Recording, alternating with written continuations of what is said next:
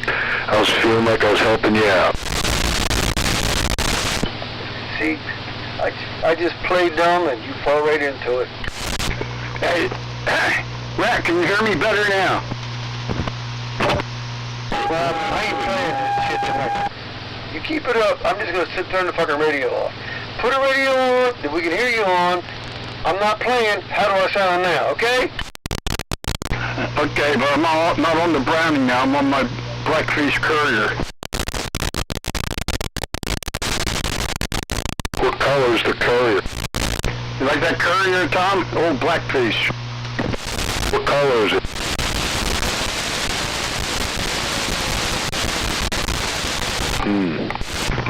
What'd you say? It don't have the best receive. You're right, Rat. You're right.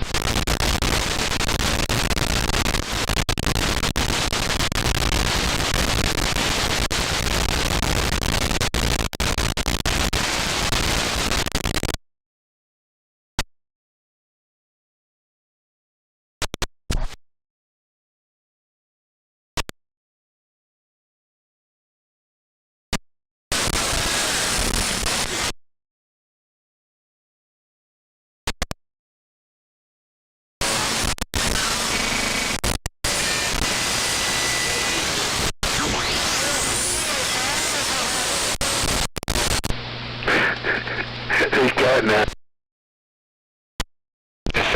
Big Rat already signed off. Pitiful. He said he wasn't playing it. Man, don't play. YouTube's more important.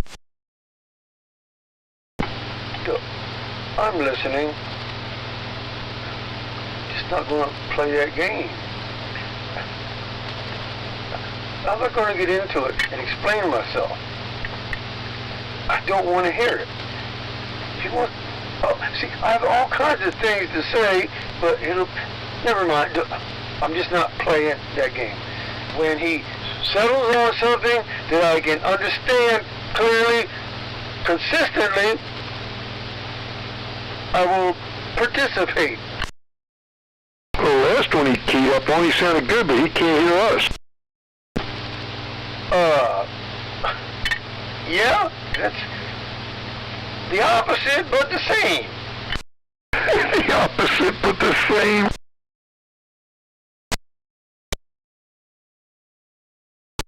It's still a fucked up radio. First we couldn't hear him, or barely, and then we could hear him reasonably well, and he couldn't hear us. See, look, I'm going to say it one more time. I don't like it because he has the ability, he has 1,000 radios. He knows which ones sound decent and which ones don't.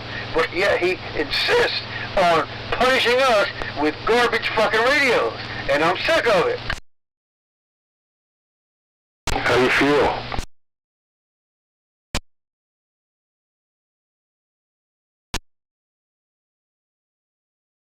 Look, way back 100 years ago, I was all about the equipment. Well, I did this, or I would try to you did, but see, that's gone. Many years ago, gone. All I want to do is talk. I don't care about the equipment, what you're doing, how you're doing it. But that's all Bob talks about.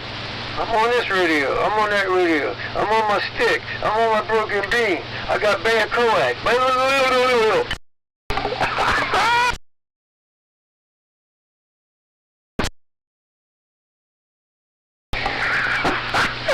I got the gray coax, I got the black coax.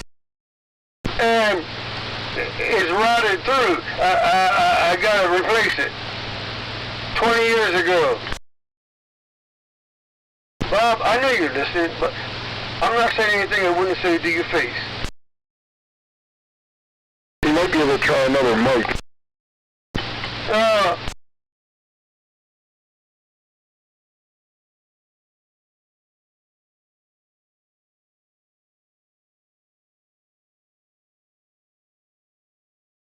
How's your grandson making out on his new job? We haven't heard from him. What's the night? Heard from him last Saturday. He was in Atlanta, Georgia, in his training for that particular company. That's the last I heard. I don't know when he starts his real job, but he's living a life at Riley down there. He got paid mileage for driving from Wisconsin to Atlanta, and he made money on it because it's tax free. They put him up in a fancy hotel, all his meals tax free, so he's making out good. That's good. How long is his training? I think he said 3 weeks. Normal training is like 6 or 8, but he's already got his conductor certification from CSX Railroad. But he only reason he had to go to school, because he's already qualified, is to learn that particular railroad's procedures.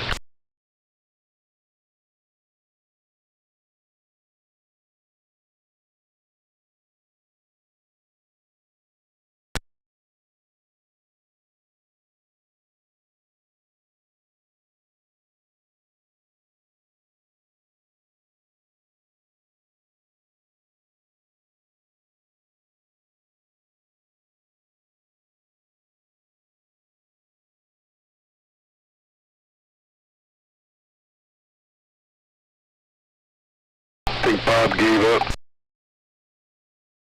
Well, I would like to think that he's taking some stock of what I said. Nobody else will say it, but I know a lot of people feel the same way. They just won't tell him. So I'm hoping that he's just, he's putting something on that he knows is reasonable, not fucked up in any way. I'm hoping that.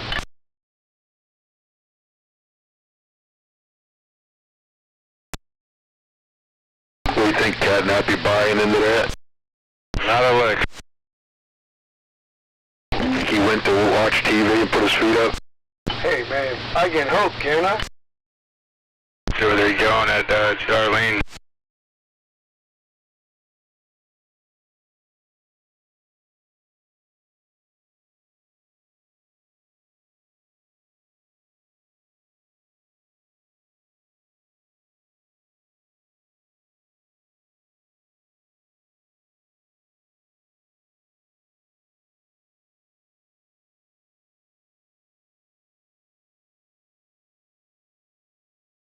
Damn, I just looked out the window and got a little, it's not daylight, but I can still see the trees on the sky. It's light.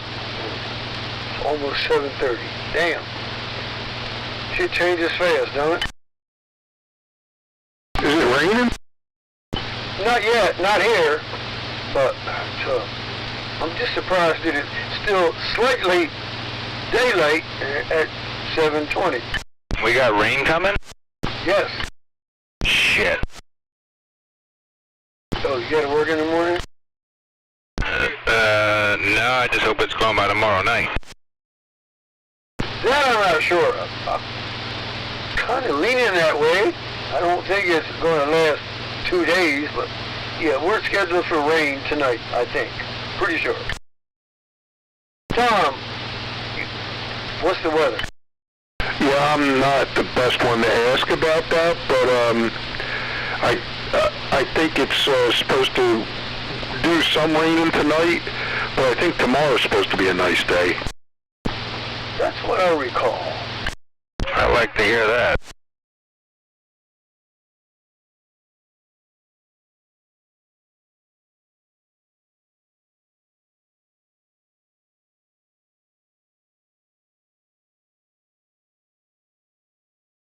I think it's supposed to be like 50 tomorrow or something. I'm supposed to pour concrete tomorrow, so, but that's why I think it's, I don't think it's rain and I don't think it's freezing.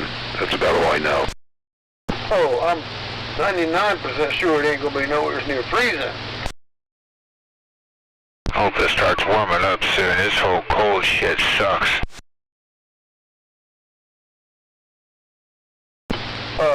Yes. Without going into detail, I could list many ways that this winter, between the snow and the fucking cold, pissed me off and fucked me up, but I'm not going to. All this cold, the first mosquito I see is getting a flamethrower. Ha ha!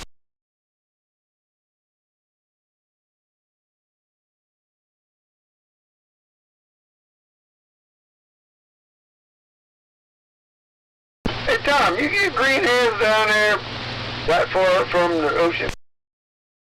Well, our area does. I don't get them too bad here. I get like, we get gnats. Okay, yeah, gnats. Those ones that get in your hair, the little tiny things.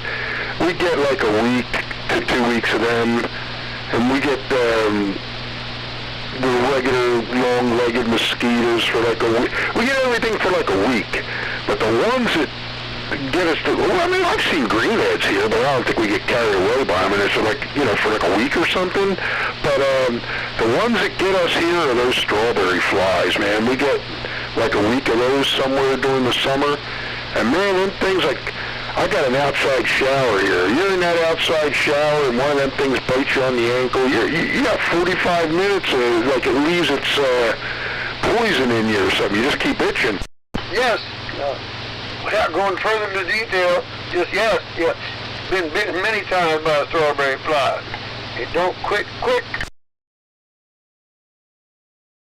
Everything, like, you get just before, like, sundown. You know, we got, I would say that we do really well on the bugs here. Like, I mean, you know, like, we don't really have a big bug problem here, but that when we do have it, it's like, it always seems like it's just before the sun goes down, it gets bad. Yeah. One of the reasons I ask is because I lived here for well over 40 years. I remember bugs galore. Oh, as a matter of fact, a few months after we moved here, a friend of mine, because he wanted to camp out back, sure, but he left in the middle of the night because the fucking bugs were so bad. Gabby. But recently, I haven't been, I'm not saying there's zero bugs, but I haven't been hounded by them to where they really bothered me. If that makes any sense. Well, you just stay in the air conditioner. Pretty much. Is that why I don't get bit that much? That's what I'm thinking. Go ahead, Pegasus.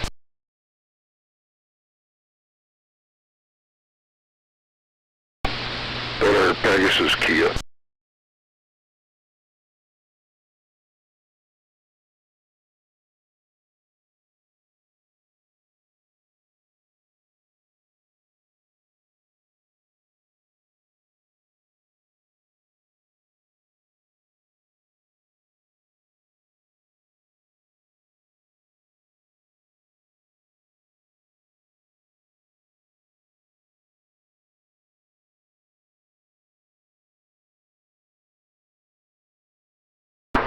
Sure is quiet out here. Sure is. Sure is. What's up, Pen? And fellas? What's up, Pen? Good evening, Uncle John. Good evening, Catnap, Brother Rat. Uncle Tom's out there. Uncle Tom. Good evening, TJ. Good evening, John. Carry on, Rat. Tim, why you want to start out on a bad note? You know, I don't need your permission, and I don't appreciate being forced into speaking, so that was totally unnecessary. Well, I didn't mean it that way, Rat. I just cut in here and I didn't know if you were having a conversation. Well, then you should have listened for just a few minutes. We were, but not an important one. And even if we were, I wasn't in charge of anything. So I was just a participant. That's a lie. Well, what was the topic tonight? Maybe we could start a topic. What were you talking about? We were talking about bugs. Chuck Norris. Wait a minute. Look, we could talk about Chuck Norris, but Tom was talking about Chuck Norris about a half hour ago. The conversation immediately preceding what you said was bugs. I didn't catch what you said there. Just the previous conversation was what? The immediate conversation when you broke the channel was bugs. We did talk about Chuck Norris. Tom mentioned it a half hour ago, so when I first came on the radio, but oh my God. The conversation immediately preceding you breaking the channel was bugs. Buzz, John. B-U-Z-Z. Buzz. I said bugs. Is something wrong with your radio, boy? B-U-G-S. Why, alright, bugs. Well, like Bugs Bunny, bugs. What was the topic about the bugs? Are they out already? No, the topic was, I asked Tom, being that close to the ocean, does he have a problem with bugs? And I specified greenheads. And then the conversation went on from there. Okay. I don't know. I don't have greenheads. It's a rarity over here. You probably got them on your side, and Tom might get them over that way. Of course, near water, yes. But that was the reason I asked the question. Recently, I've said, for the past few years, I haven't noticed greenheads. Other bugs, strawberry flies, mosquitoes, but no greenheads. But when I moved here years ago,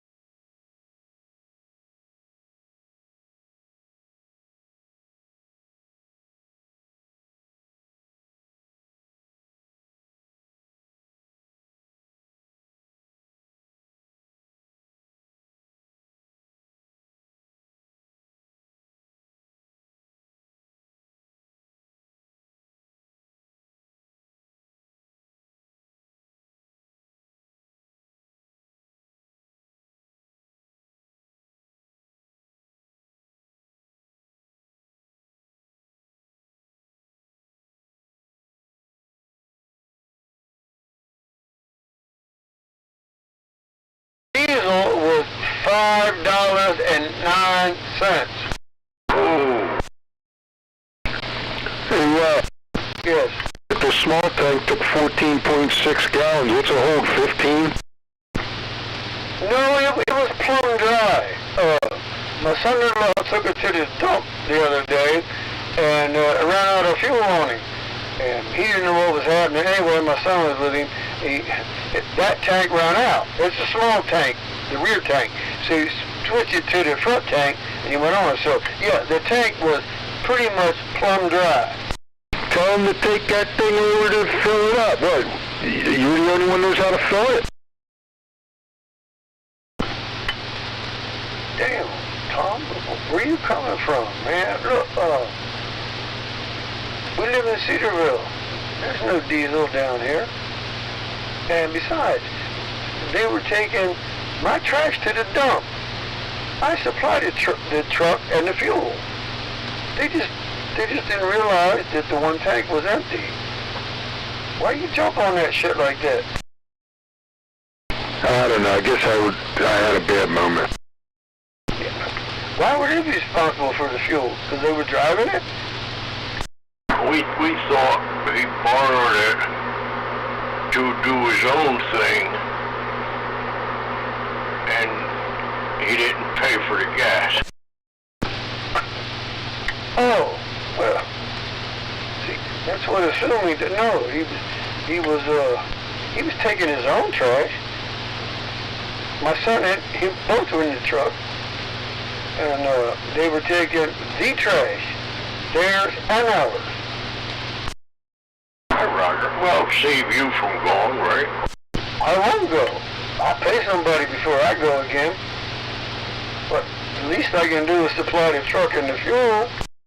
I got you. No, I didn't expect them to drive fuel for going to the dump. I just had a bad moment, man.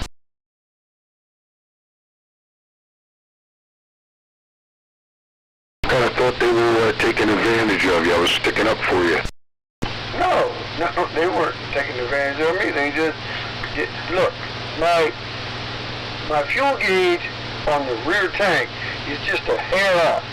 It can be the needle can be just above the red, okay? Just above it, and it will run out. But there's the other tank I keep always full. But they don't drive that truck on a regular basis. They didn't realize it was nearly out of fuel, and they didn't quickly realize to switch the tank. 10-4. Can you find it in your heart to forgive me? It wasn't a big deal. You just misunderstood what I said. Or you misinterpreted it. You heard what I said. You just misinterpreted it. I wasn't complaining. I was just saying. I got a question. Yes. Why do you use the little tank and keep the big one full? Shouldn't you use the big tank, and then if you have an emergency, you can switch to the little tank and go get fuel? Well, Ted, there's many ways of looking at that scenario. In my case, see, I do alternate. I don't like keep the front tank full for years. Every once in a while, if I get low on the small tank, I will switch to the big tank and run on it for a while until I get the back tank filled up again. And then I will run the front tank empty. Not often, but it does get used up and replaced. So it doesn't stay in there for ages. But the part about the front tank would last longer, yes it would. But I have more time than money. I can fill the back tank up 10 times, 20 times, and not cost me any time because I have time.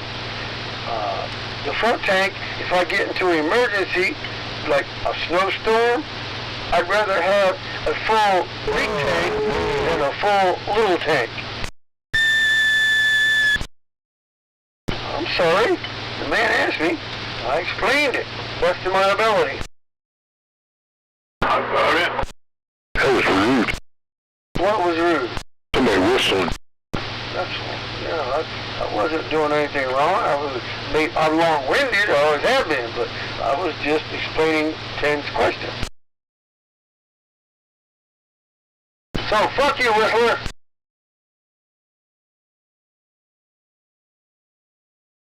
How big's the big tank, right? I think it's around 18 gallons. I'm not sure, Ten. I'm not sure. It's in the manual, but I forgot.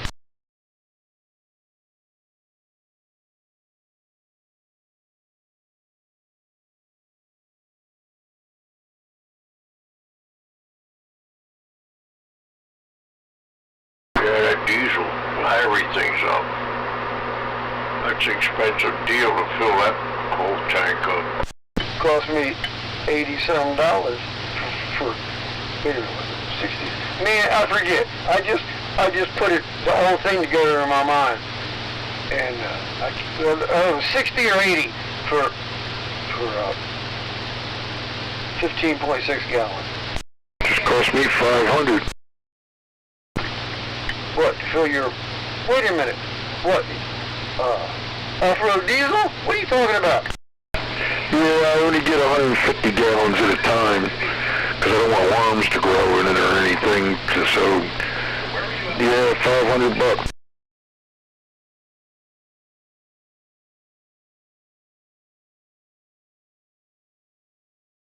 Yep.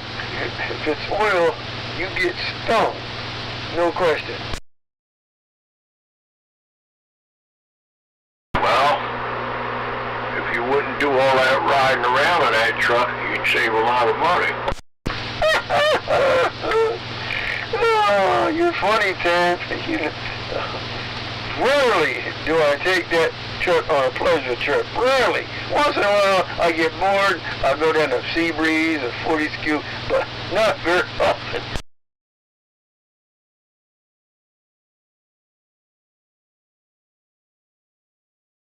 As a matter of fact, that 14, 15 gallon tank, whatever it is, lasts me at least 3 weeks, sometimes a month.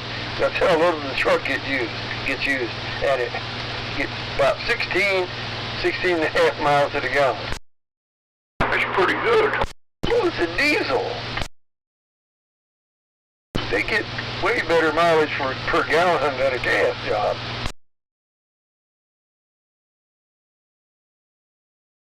Now, when Charlie Woody blows up, does he put fuel back in it?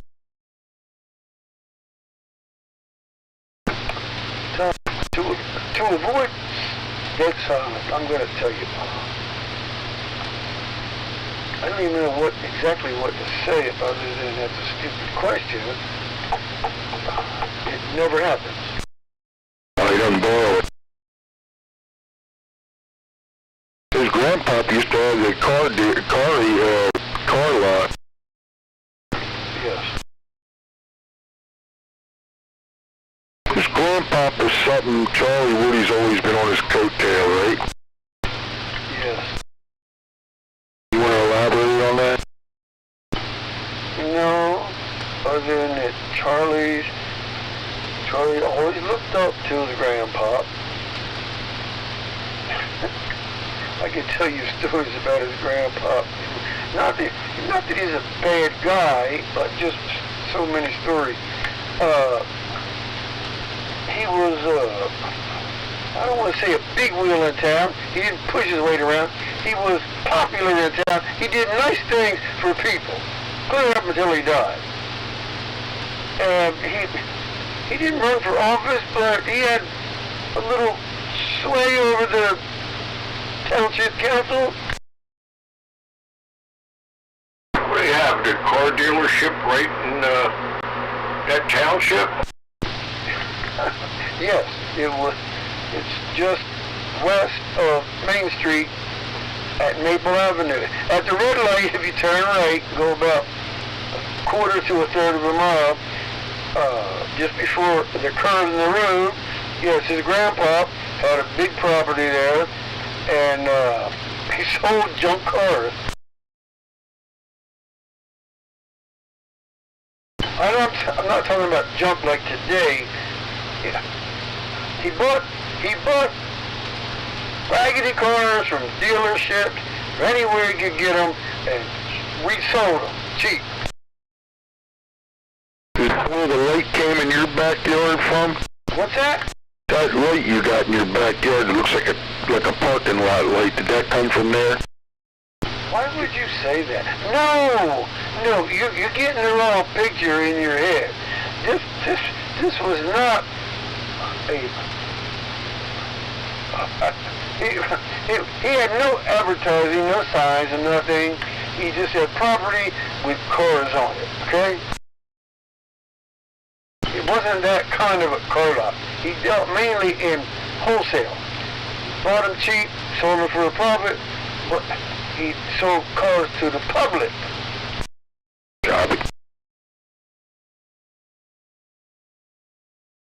And he was good at it. When I was 17 years old, a lot of teenagers in Cedarville, he would, I knew Burnsy, his grandpa, from the time I was 16 years old. My best friend's dad was friends with him. They were all into cars. I've known him since I was 16. I used to drive cars for him and tow cars for him. He would go to a dealership, wherever, Wildwood, Lenny's, wherever, and he would buy them by the lot for X amount of money, and he would pay us kids $2 or $3 plus gas to go down and bring them up to his lot. That's a good job. Is he the one you bought that Ford convertible from? Ted, I've never had a Ford convertible. Oh. Who the hell told me that story? Like a 53 Ford. Somebody had bought one of me. I thought it was you. I'm sorry. No need to be sorry. You just made a mistake. No, I've had many Fords, but never a Ford convertible. I've only had one convertible in my life, and that was a 1963 Plymouth Fury. But no Fords. How about the Cadillac? No, the Cadillac that my wife drove for 4 or 5 years was hardtop. Bet you that Plymouth convertible, if you had that today, that'd be worth some money. I know it would be. I know it because I looked it up on the internet. Look, I really like that car. It was only a little 318 push-button slush box, but I liked it. I put wheels on it, and I made it a hot rod, but yeah, I like that car. Wait a minute, put the brakes on here. We got a hot rod with a push-button dash.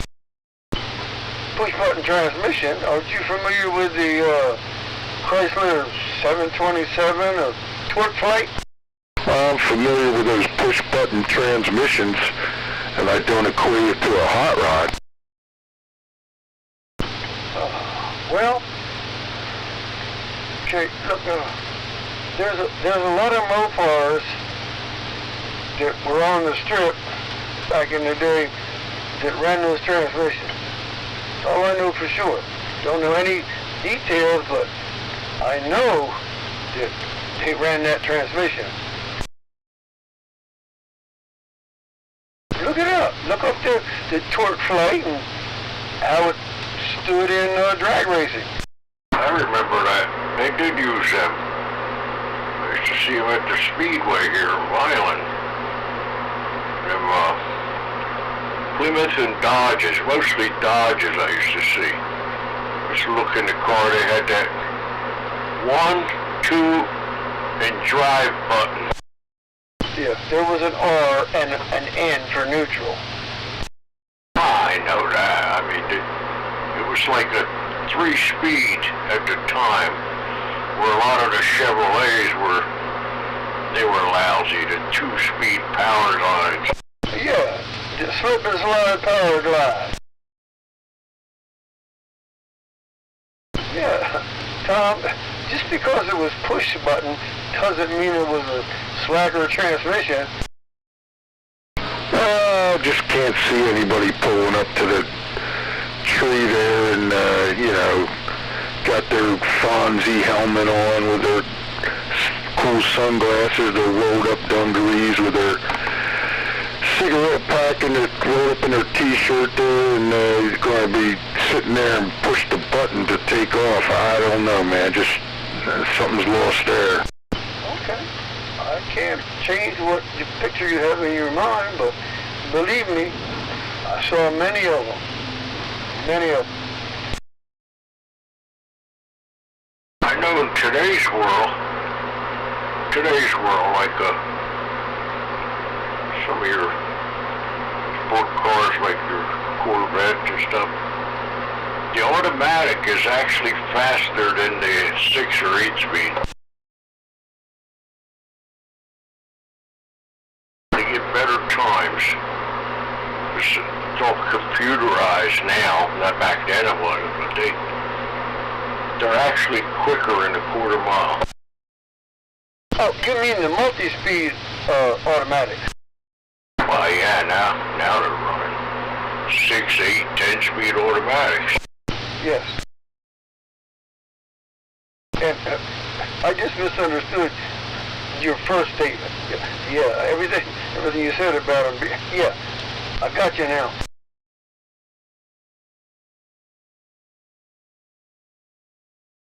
Hey, Tom, I could burn rubber with a little 318 two-barrel with that torque plate push button. I didn't have to push it while I was running at 5,000 RPMs. I could push the button and then stop it, burn rubber. Phew. I hear you. Crazy Bob can burn rubber with his pickup truck, too. It's just it only leaves one mark on the road. Well, my Plymouth did too. You know, Posy rear. Hey, man, look, I left the cloud of smoke. That's all I cared about. What year was that Plymouth, you said? 63. Okay. It was blue? No, it was white with a black convertible top.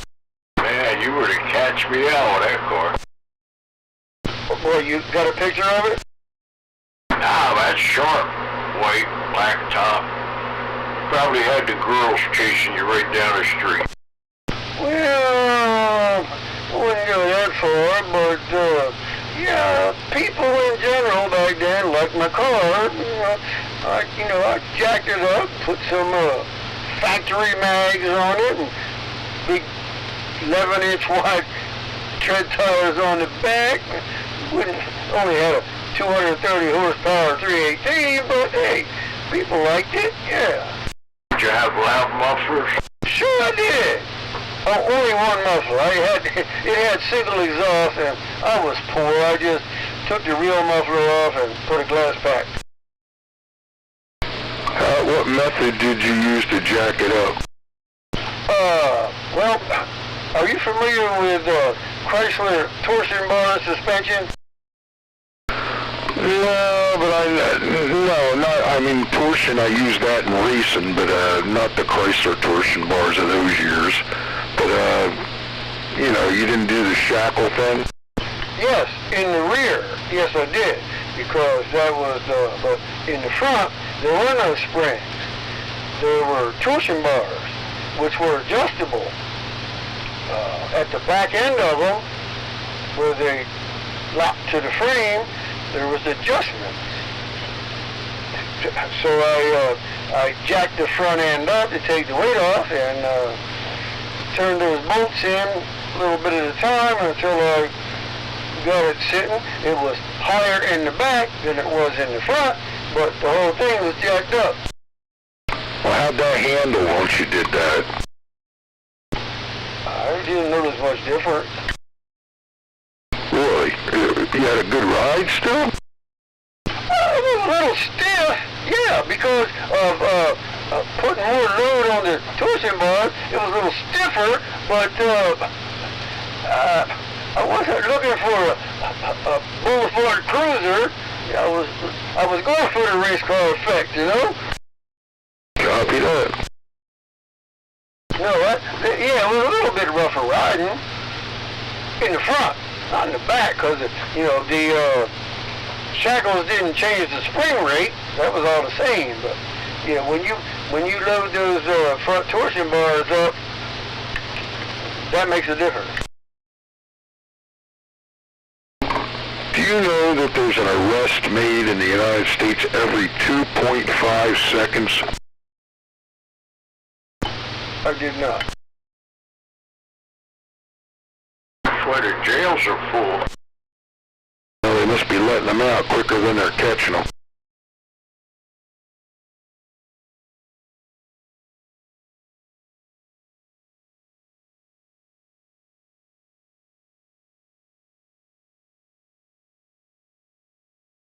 I guess Crazy Bob didn't have any radio that he could get on the air with.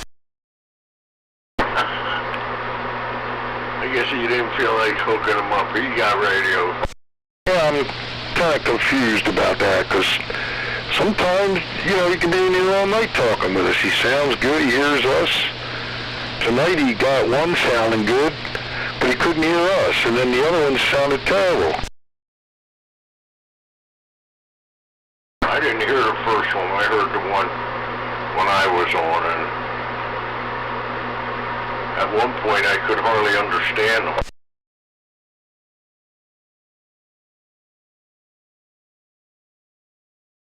He's got a Diamond 40 over there that's like a mobile set that he can hook up. Sounds good when he talks on it. Yeah, he's got the Browning, too.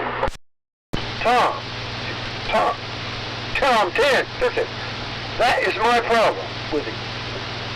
He has many radios that he knows sound good, because we all tell him. Many of them. He doesn't. I know he wants to fuck with me, but I don't think that's the whole ball of wax. I don't understand why he does it, but he knows he has.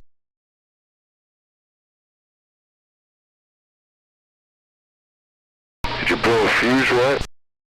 Uh-oh. He must have blew a fuse. Why, did he cut out? He was in the middle of one of his 20-minute key downs, and he went off the air.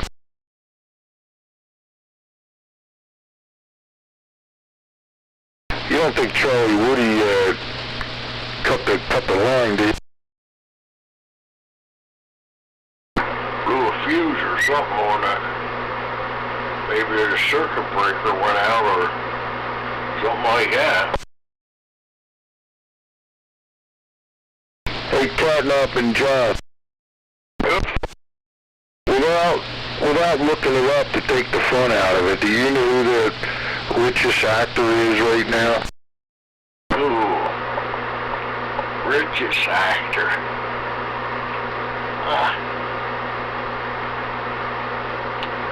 Not really, Tommy. There's so many. Guess? Is it a male or a female? I'll give you that, it's a male.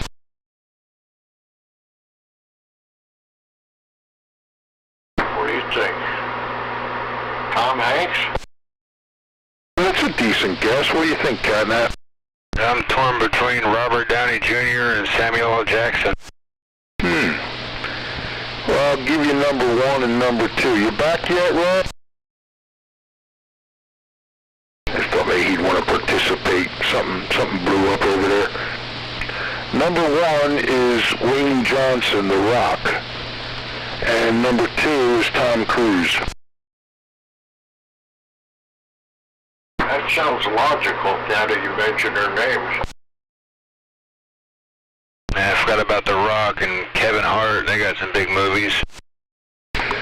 Well, I think it's like their total worth, so The Rock probably made a lot of money in wrestling, and I think The Rock had something to do with that football league that they started, not the NFL one, but the new one. And they said, you know, that wrestling's kind of like acting anyway, so. Yeah, it's all choreographed.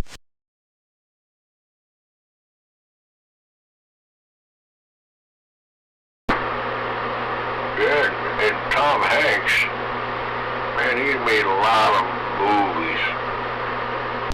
Reacher, Mission Impossible,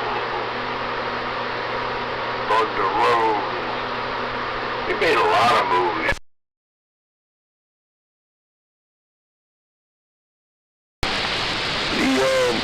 Tom Cruise, I don't like the person, but he's actually got some good movies, even though some of them are, borderline like kind of corny and stuff like that. They're pretty good.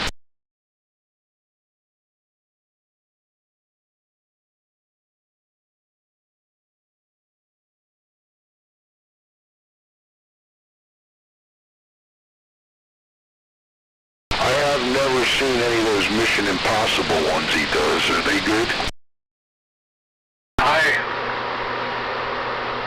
I've seen a little bit of them. They're good, but I don't normally watch his movies because I don't like him as a person. Yeah, kind of go down that same route, John. I don't think I'll ever understand why actors and, entertainers in general, the athletes and the actors and all this, they ruin it for me, but I don't want to know your politics and everything, I don't want to know. I'm with you. I know the Oscars, the ratings went down another 16% this year. People just turning them off because they get too political. I was watching the news, and I don't watch that, but I was watching the news the next day, and they mentioned it, and they were saying that they were all using the platform to, talk politics, and they were actually showing some of them that were talking stuff that, wasn't even happening. It's like they're so out of touch with what's going on, but thinking people need to hear their opinion, that they were talking about stuff that's, resolved and all, and didn't even know it.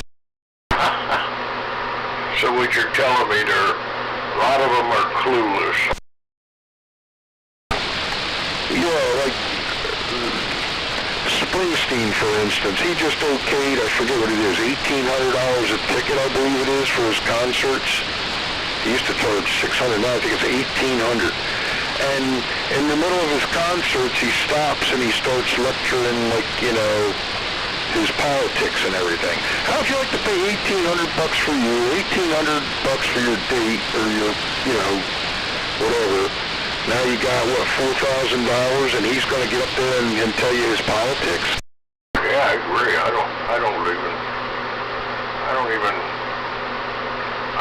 wash my hands of him, too, because he's out of touch with me. That's all.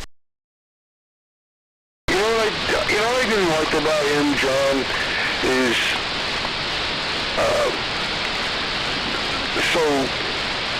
how do I explain it? Alright, so he's got some songs where he sings, real negative about, the Vietnam War and stuff like that. And I get that and all. And a lot of the guys that were even in Vietnam would probably support the way he feels and everything. But my problem with the way he does the songs, those guys that went to Vietnam went where they were told to go and did what they were told to do. They were drafted, etc. I think some of the songs he wrote kind of trashed the guys that went and did their duty. Yeah, well, the Vietnam vets were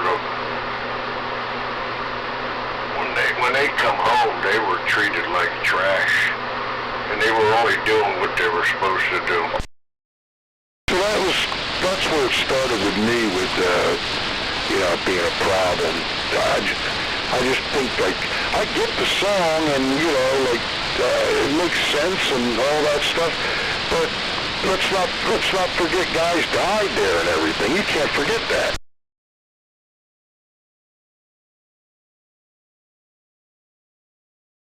I ain't got no argument from me. A lot of the woke entertainers and actors and actresses, They don't exist to me anymore as far as me patronizing their art. Yeah. Dixie Chicks. They're like one of my favorite. I still like their songs and stuff. I think they got great like harmony and everything. But just can't do it anymore. Yeah, well, they trashed George Bush, I think. I think it was him. After that, they just kind of...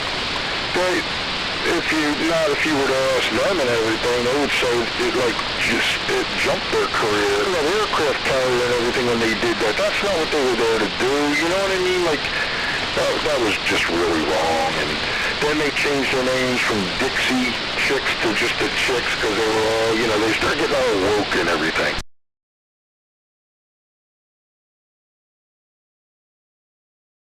I think if you're an entertainer, you should entertain, whether you sing, act, or what.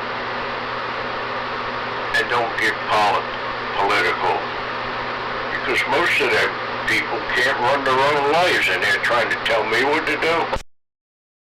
Yeah, who the heck was it, the actor the other day? Oh, what do you call it? Gene Simmons from Kiss. They were talking about one of the actors had a strong opinion on something, and he stood there and he listened to the whole thing. They were asking him what he thought about that actor's opinion. And when it was all done, he said, he had like a perfect comeback. You gotta look it up. I don't do it any justice at all. But he said, and we should all care about what an actor thinks, right? Since we don't, we can't run our own lives. That's what I feel. I guess he don't get political, does he? I don't know. I don't know, but he had a great comeback for it. But, even the football players, my sons tell me, Dad, I always say they should be role models and this and that. And my sons say, Dad, they're just, what do you call it? They're thugs. They're not good people, blah, blah, blah. They're not what you think they are and all.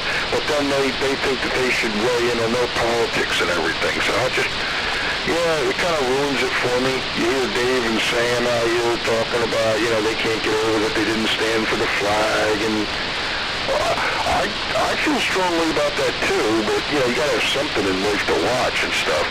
I got mad at the athletes at the Olympics because I can't figure out why you would go to all the work to represent the United States, say that you're proud to represent the United States, go there and represent the United States, and then not stand for the flag. You're trying to make a point. You're confusing the heck out of me. Yeah. Well, I don't know what are the ratings good on the Olympics? Do you know? I think they were excellent on that hockey game and stuff. Yeah.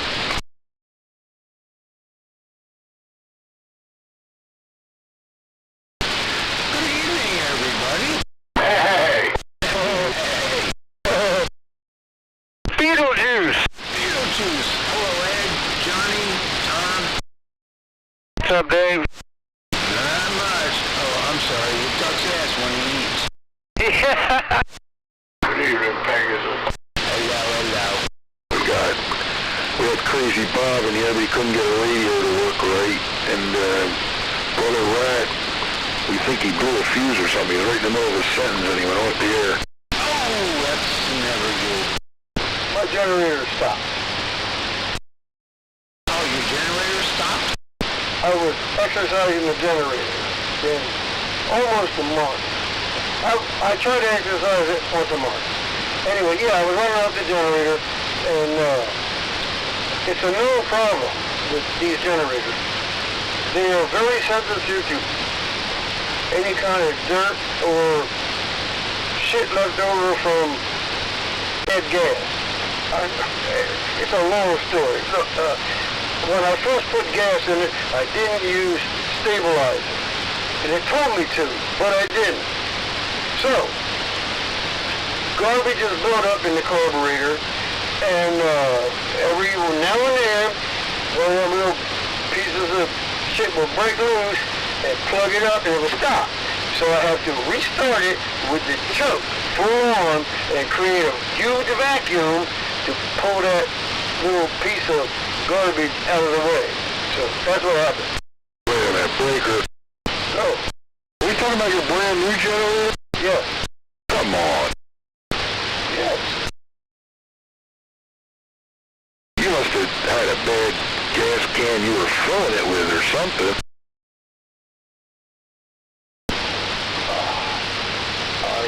I know gasoline expert. I know today's gas sucks, but it explicitly says in the instructions to use gasoline stabilizer. Well, when I first bought the first gas can for the second one, I didn't have any stabilizer. I just figured, well, I'm using it fast, so I don't need stabilizer. Well, either way, it started stopping every now and again. So I looked it up. That's what the forum says. You better use treated gasoline. It won't tolerate straight gas. So now I'm paying for it. Well, anyway, it's good to hear you, Paul. Thank you. Good to hear you too. Look, you know I get long-winded explaining things because obviously, well, nobody will understand what the deal was. Not because it's new, it's because I fucked up. Yeah, they tell you to put that stabilizer in for a reason, I guess. Without a doubt. So it's not a long term, it doesn't kill it. Eventually, because now I am using stabilizer, fresh gas running through it will, I can't find my word. It will clean that shit out. It will dissolve it and carry it through. So you're not talking off the generator now, but... Yes, I am. Oh, okay, so you're hoping it'll work itself out. Yeah, I've been working on it all night. What time is it? About 3 hours. Been running on for about 3 hours. Then it stopped, and I just went and restarted it, plugged back into it, and well, we'll see how long it lasts from now. 3 hours plus. How long does it run on a tank of gas? Well, the way it depends on the load, of course, but the load I put on it is low. It runs about 18 hours for 3.5 gallons of gas. That's pretty good. What kind of load are we talking about? We're not talking about the load I think we're talking about.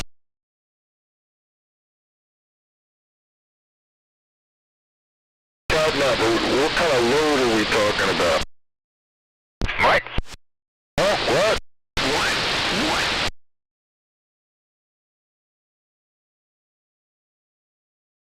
I guess his electric went out again. No, I'm just not responding to his stupid question. He's off the air. Right.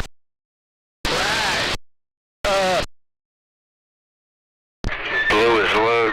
His load went bye-bye. If he's using a plastic can, should be right. If he's using one of them old metal cans, he might have rust in it. I'll tell you, John, you know me, I got all weed eaters and blowers and chainsaws and buggies and motorcycles and tractors, and I'd be very disappointed if I bought something brand new and that was happening. I would have to think it was introduced from a bad can or something. Right? Come on.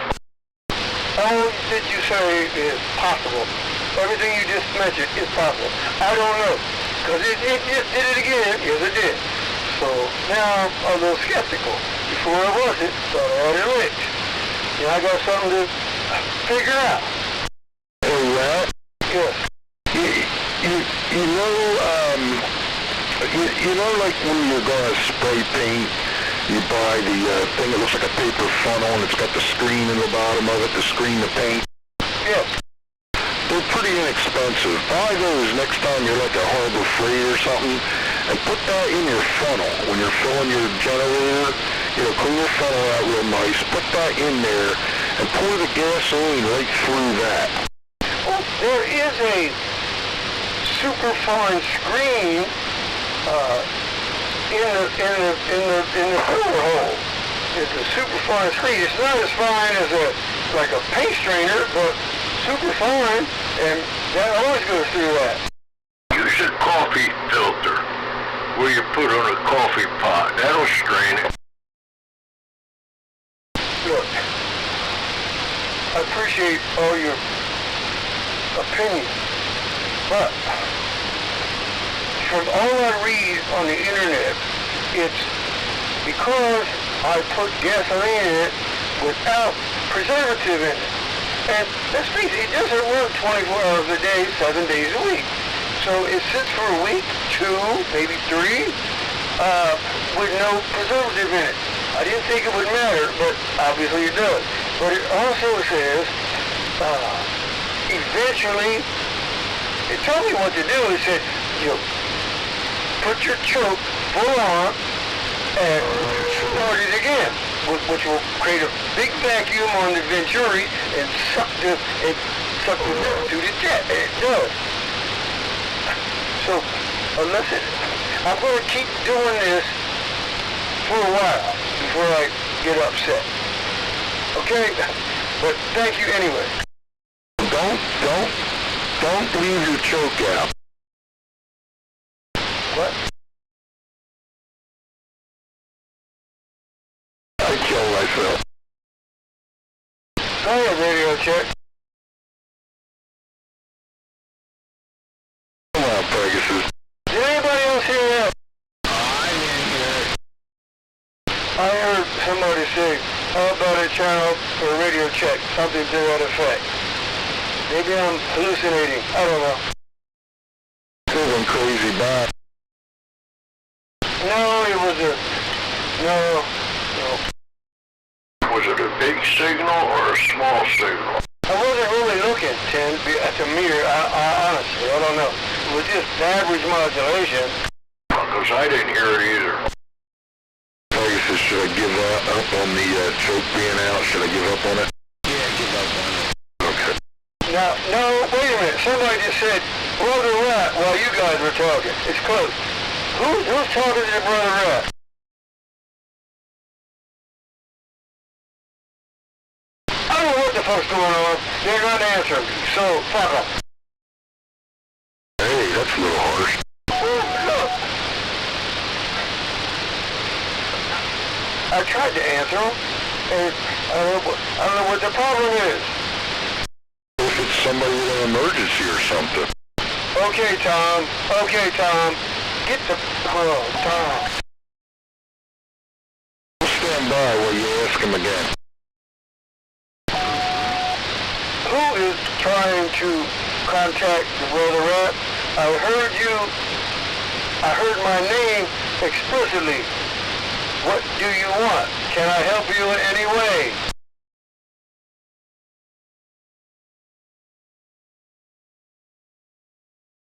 Nothing. I can hear somebody in there, but I don't know where they're at. Tom, I guarantee you, it ain't the same thing I heard.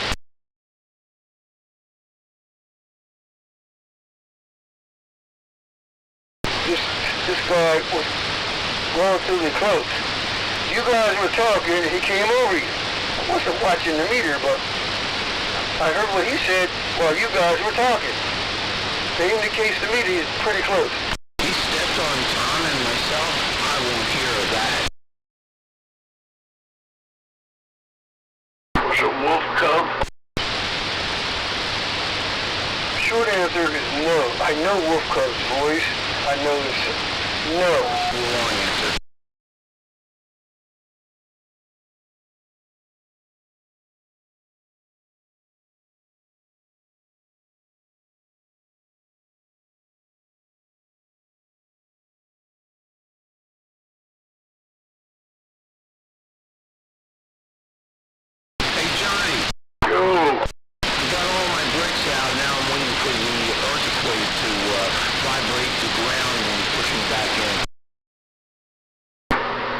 push. Oh, I got you. How long did it take you to get them all out? I do like 5 at a time. I do 5 and then rest. I do 5 more and then rest. Oh man, they're heavy when they're in the water. 5 at one time? Oh no, individually, but 5 in a shot and then I rest. And then I come down and do it again for 5 more bricks. Wow. So that's saying you had to do that 4 times. Yep. Yeah, there were 19 in there when I started. When that cover got blown around or flooded, it pulled them right in. I sure did, like dominoes. Next year, no brakes. No, definitely not. 100% legit safety cover with springs and everything. But my wife calls me the elephant cover because, they advertise safety covers by the elephant walking across the pool. That's right. Well, as long as you got help to help you cart it or wherever you got to cart it and fold it up, they're heavy. Yes, they are, indeed.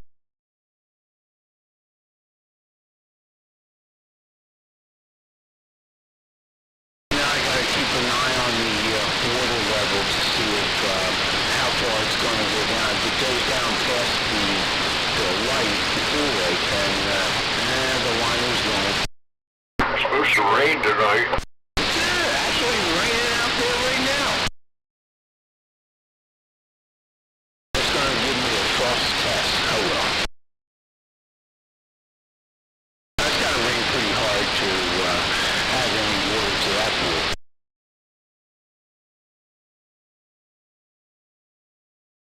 Johnny, did you know Massey Ferguson is a Canadian company? No, I did not. I didn't know that either. Apparently it's not now. It's been bought up by some company in Georgia. But I didn't know it was originally Massey Ferguson was a Canadian company. It was from Ontario. I still see some of them old timers out here in the fields. Little ones, they use them for cultivating and stuff. Them and them little international harvesters. Yeah, the formals.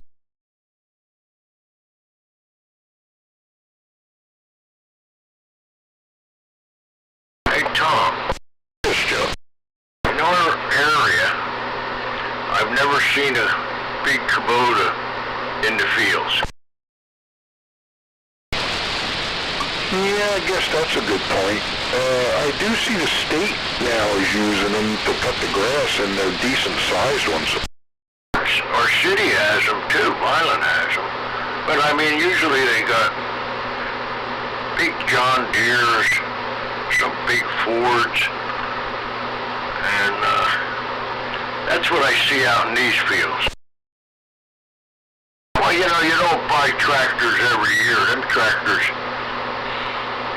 in the off months, they fix them up, whatever they got to do, so they're ready for the plow, because they're planting now, boy. All the fields I see are now all filled with lettuce. Copy that. Yeah, we got lettuce planted. All my tomato plants are a couple inches high.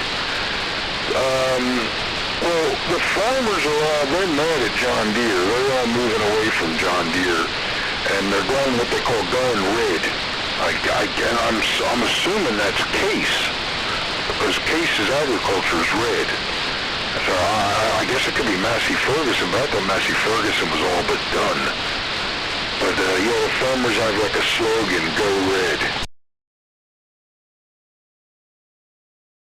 Where's that out? Them big farms out in the Midwest?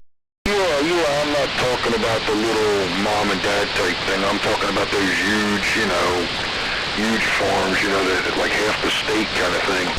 Roger. They got tractors now that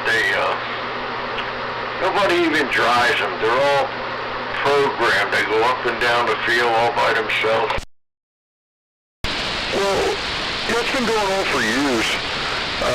It's done with all kind of heavy equipment too, dozers, off-road trucks, all kind of stuff. But I can't remember whether I talked to this guy. It's been 10 years ago or more. I can't remember whether I talked to him on the hand bands or it was on here. I cannot remember. But I used to talk to a guy, and he was in a tractor, like out in one of those Midwest states, and he told me the whole thing was done by GPS. He said he didn't even need to be in it. He said he was in it, and he had it. And I think it was ham radio, because I think he said he had his ham radio set up in there and everything. But he said he didn't even need to be in it. And the GPS allowed them to know exactly like where the property lines were. They could get more into the fields and everything because run the tractor and all this stuff. And like with the heavy equipment like dozers and stuff on slopes and all, there's like a couple ways to use it. They call it a model, and it's on the dashboard. And you can either have an equipment operator who's following the model, or you can have an equipment operator in there, and he's along for the ride, basically for safety reasons, and the model's doing the work. It's set up by an engineer or at a desk somewhere. Or you can take the equipment operator out of the machine altogether, but usually the union, that's why he's in there. Yep. Modern technology's taking over the farming, I'll tell you that. So you can understand what that guy was telling you. It's been a long time ago too. If they were planting corn and all, and this thing knew exactly where the property lines were and exactly where the last rows were planted and all that stuff, it could get more in the fields, Oh, yeah.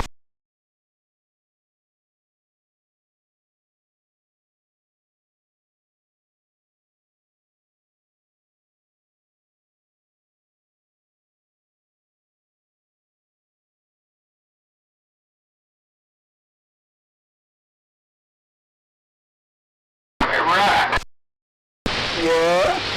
I haven't asked you lately. Well, you haven't been on a lot. How you making out with the solar panel? Well, I don't follow it closely. I don't discuss it with my daughter. She's the one that administers it. All I know is that her last electric bill, last month I think, was $400 and some dollars. But the reason is I get a text about the electric bill before it comes out. That's not good to me. I have to ask my daughter about it. I don't think about it at the right time. I need to discuss it with her so I know something about it, Hey, Roger, yeah.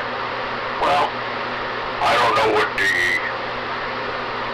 I have that $400, I have nothing to compare it to of your previous bills. Well, it was out at 6 something.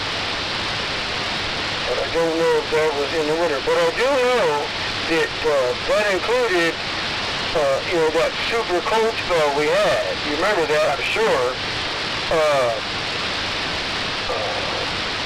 My home heating didn't rely on electricity, but I had a lot of heaters, hose heaters, pipe heaters, to prevent the pipes from freezing, and they got to work out. Right. Yes. I know you heat your camper there with the propane. What does the house use for heat? I know you've told us before, and I think it's electric. Oil. Oh, so that doesn't even include heat, that $400. No.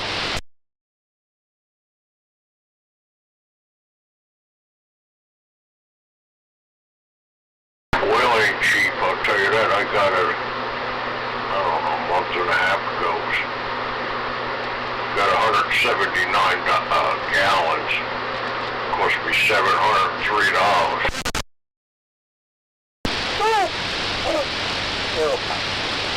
don't know for sure, but my memory says that my daughter, at this time of the year, she doesn't need fuel. You know what I mean? She's got her midwinter full tank. What I'm saying is, I don't think, unless these prices stay high forever, this price hike is not going to affect her and her heating oil. I think. John, how long will that last you? Say that again, Tom? How long will that last you? Well, probably into the... Well, I got quite a bit in the tank right now. So I should be good way into the summer months because all I make is hot water, but they may come before that. And then I don't know, oil keeps going up. My last bill was $3.94.9 a gallon. That really went up. What if it was like, February, whatever? How long will that oil last you? Well, I got oil in the beginning of January. And, middle of January, and then I went to the beginning of March before I got this last tank. So I took 179 gallons for a month and a half or better. But it was the price of the gallon that went up that made the bill go so high. No, I get that, but that's still pretty cheap when you compare it to, say, like, in comparison to my electric bill. I mean, you could get 2 loads of fuel for my electric bill for a month. Oh, yes. I normally get for the whole winter, the heating season, I should say, about 3 deliveries, and that they never let me run real low, so, maybe I'm getting 180 gallon or 200 gallon, never the full tank.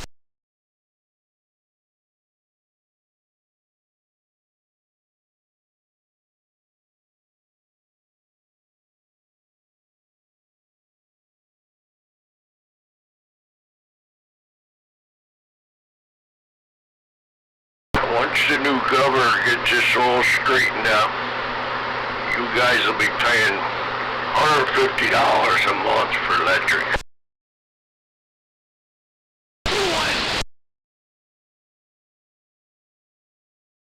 She's going to roll back, electric bills. Who is?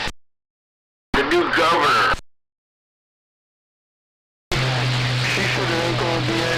She said that there'll be no need for solar once she gets them bills rolled back.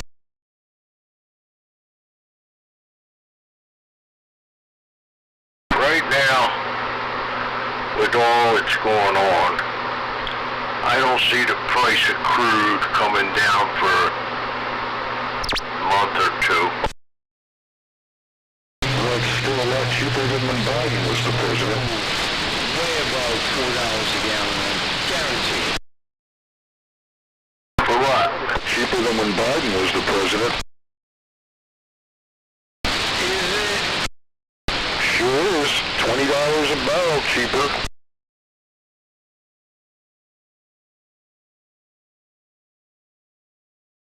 When he pulled out of Afghanistan, it was $20 a barrel cheaper than more expensive than it is now.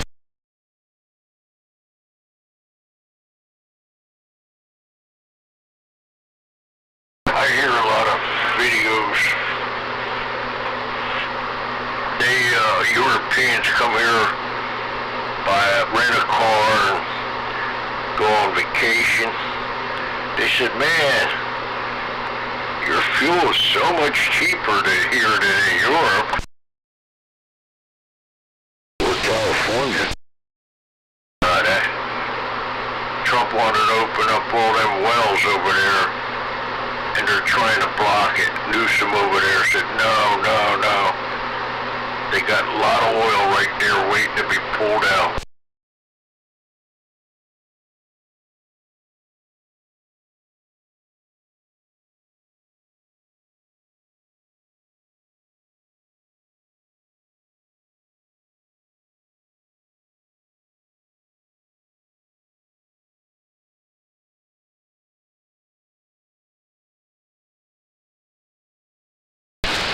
Well, those brokers that control that oil price is screwed up too, because we don't get any of our oil through that street. It's got nothing to do with us. That's true. We got enough oil here and with that Venezuelan oil, we got enough here to take care of our country. Did you hear what Trump said to the European nations? What was this today? Yeah. What did he say today? I know he wants to shrink the NATO. He said, all my allies over there are cowards. He said, but I don't need them. I think he's, you know, if he gets out of NATO, NATO will crumble because they can't, we pay most of the bills. Did you see that congressman, you know, the one with the blue hair, that crazy one with like the colored glasses and the blue hair? Yeah, the one that flies around with a broom. Yeah. She was saying that if we pull out of NATO, like somebody like China or Russia will get in there. What, NATO? That's the reason NATO's there. If you want to know the truth, Russia already is in NATO. You know that, don't you? No, I don't know that. Sure, that's why they block. They have a vote, you know, like when Ukraine wanted to become a part of NATO, they wouldn't let them. Well, okay, I'm not going to argue with you because I don't know that to be a fact, so I'll say it a different way. That's not, they didn't block it that way, in accordance to what you're talking about. They said that if the NATO nations allowed Ukraine to become part of NATO, they were basically initialing World War III. Russia was going to go on the attack. But they didn't block it as far as they get a vote. Well, they can, though. Maybe they could be overpowered in the vote, but they could say no to it. Russia's a pussycat, Tom. They can't beat that little country. They've been there 3 years. They ain't shit. John, we were in Afghanistan. Yeah, but who is running the country? Yeah. See, what people confuse where Russia's military might is. Russia has more nuclear ballistic missiles than we do. Yeah, but if they use them, it's the end of the world. That's true, but I mean, they even have more than us. So that's where their power lies. Most of their military equipment is antiquated. Their tanks are older. Everything they got is old. And I know China does, and I believe Russia does also, has the hypersonic missiles, which we're catching up on. I think we just got our first one.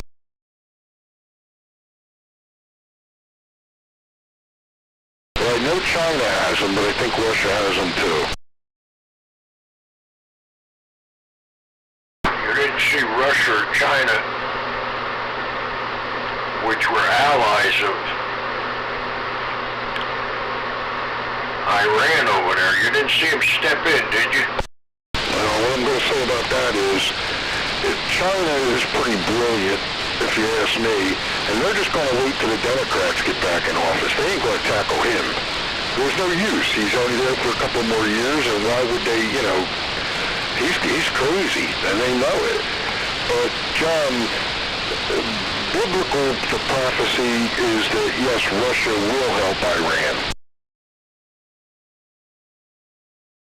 They haven't yet, though. Maybe a little... I don't know what they could help them in.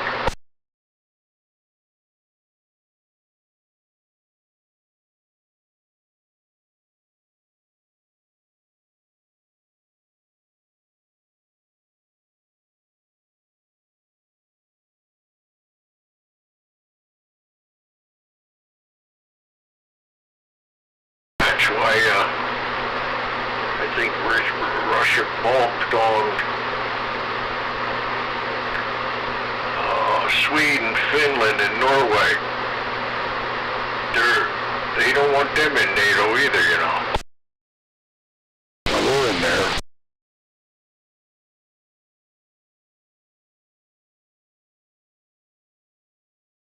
I'm going to have to polish up on that because I didn't know Russia got a vote. I had no idea about that. I got to look up. I thought that was the reason there was NATO.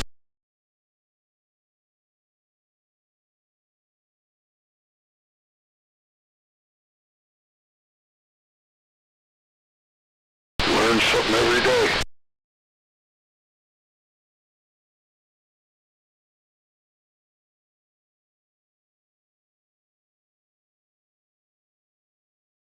I know you're just sitting there listening, little Dave.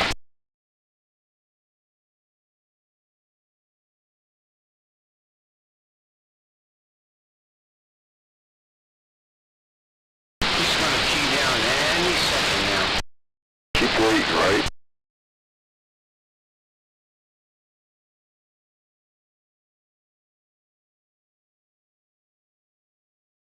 Did you ever eat your candy bar with a knife and fork? Can't say that I do. Is that a Tom thing? It was a Seinfeld thing. Oh, Roger.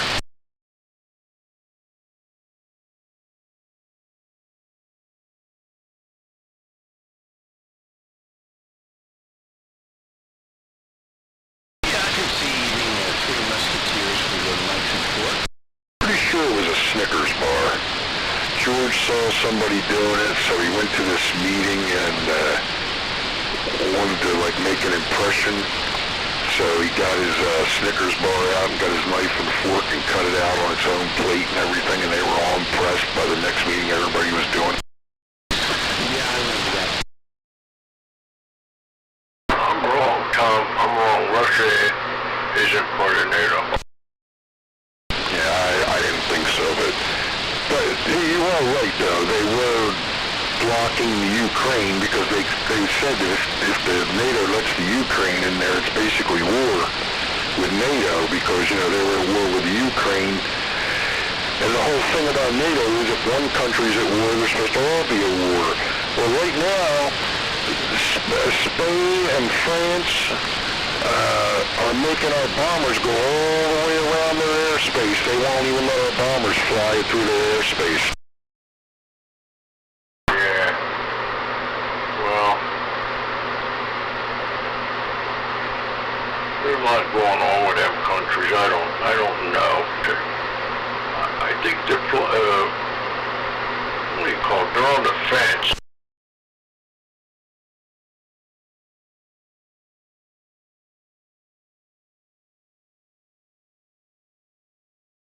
China and Russia would love to just sit back and watch NATO fall apart.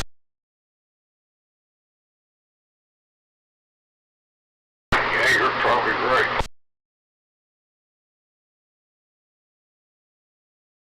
But just using common sense and not knowing anything about anything. If you were China, you wouldn't mess with the United States right now, because you don't have to. You know, you just gotta wait a couple years, and when the Democrats take back over, they'll just give them money or something. Please don't go to war with us. We'll give you money.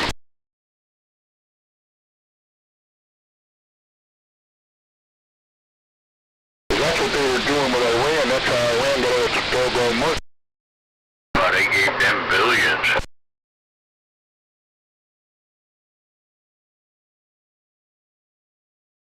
It was Obama. Yep.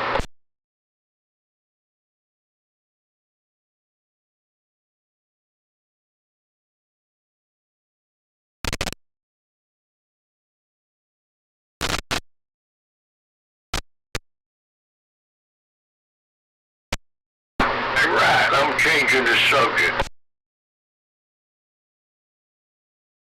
Right. He's already on his fourth video. What the hell is with all that bleed over? Oh, you getting that too? Splattering me all over the place. I can't hear shit.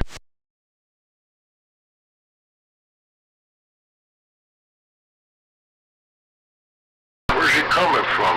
What channel? Oh, the Super Bowl.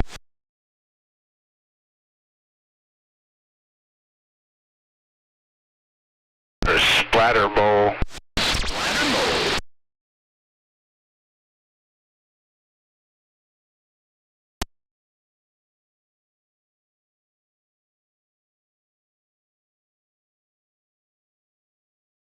Need the bus driver to go down there and set him straight. Bus driver, I ain't heard him in a while.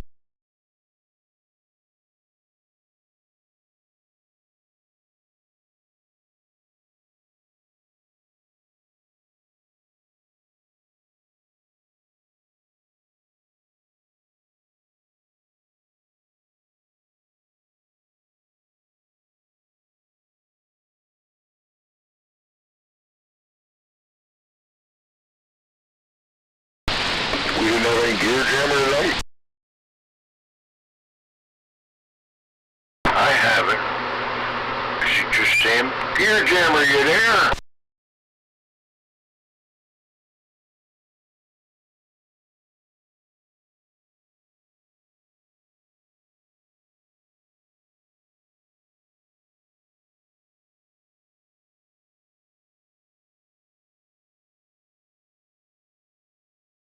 How about it, Todd? Are you listening? Yeah, go ahead. Hey, what's up, man? What's going on? How you doing there, Brother Rad and everybody? Good evening, Todd. Good evening. Hello, Todd. How you doing there, Tom? I'm doing well, sir. How are you tonight? Doing good, doing good. Ready for your weekend? Yeah, gonna work in the yard. Yeah, I think everybody is. I hear Brother Rad in there? He was here in there earlier. I don't know what happened to him.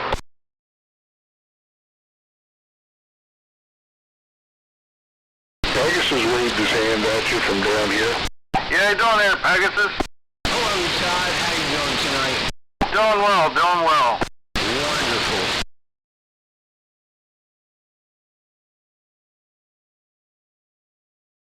Hey, Todd, when's your next Republican meeting?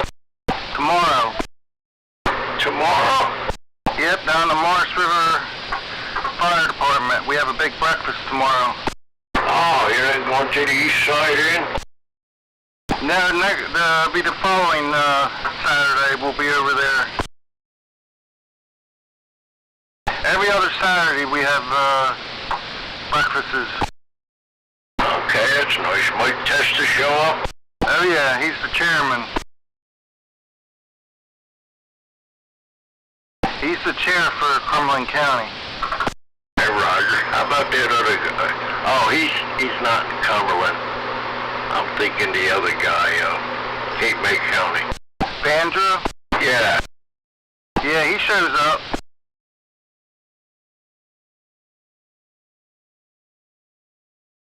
Yeah, we endorsed him not last Saturday, the Saturday before we endorsed him. Hey, Roger. Not to be nosy. I'm trying to figure out what age group you're in. I'm 55. Okay. I thought you were younger. You're 55. Getting a little personal, John, aren't you? Oh, it sounds good. Just kidding. Hey, Rod, I'm looking at a pretty good video for you.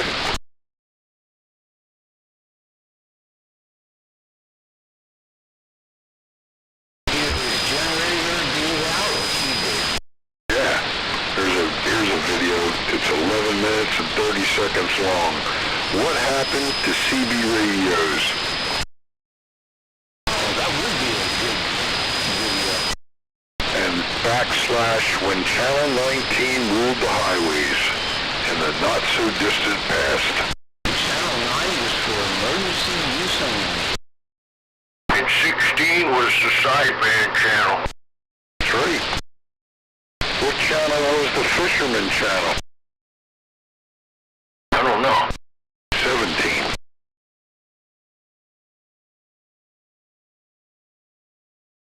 What channel was the late channel? 23? Yeah.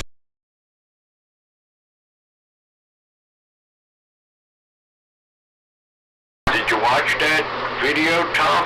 No, but I might. I've never stumbled across it before. It says it was only posted 4 days ago. Well, it ain't what it used to be. It was posted 4 days ago and it has 62,000 views already, so somebody's watching it.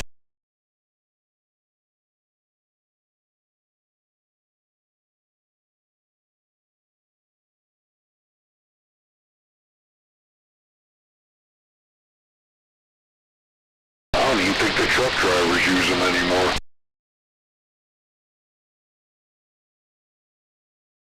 That's little Dave. He's got a lot of trucks coming in out of there. Little Dave! Cell phones made it way too easy to communicate. Yep. I look up in the trucks while I go by them, they got the headsets on. They're talking to somebody on the phone. I leave the house and I forget my phone and oh man, I'm like, how did I ever get away with this?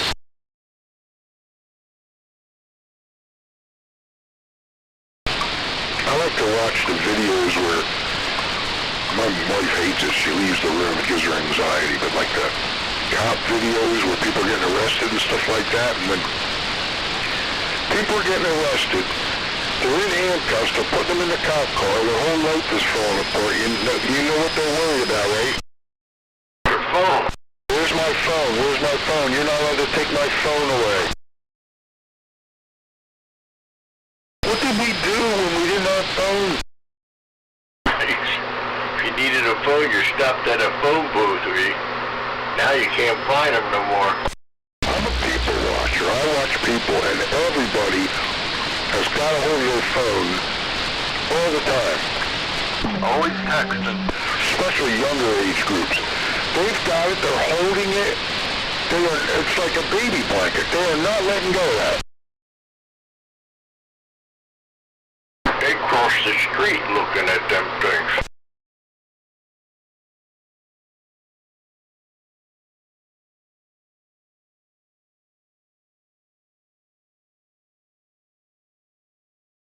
I bet you a cop can make his living just writing nose tickets alone. Because when I'm working out in front of my house, I look up when the cars go by.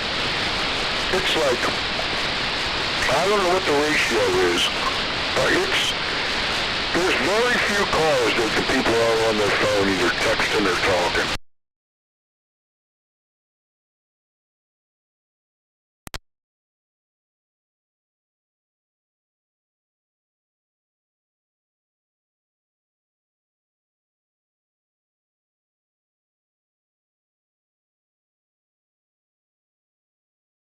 Hey, Tom, Yes, go ahead.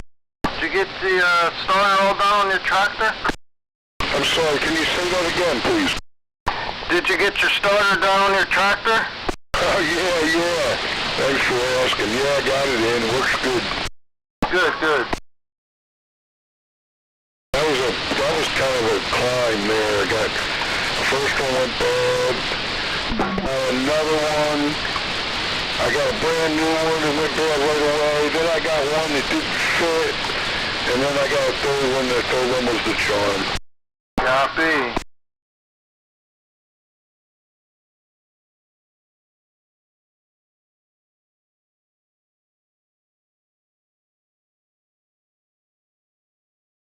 That was all going on when we were having like those 7-degree days.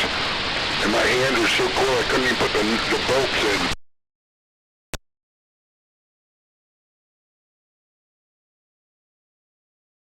It was a cold winter, man. I second that. I believe we're going to have a hot summer. I hope you're wrong.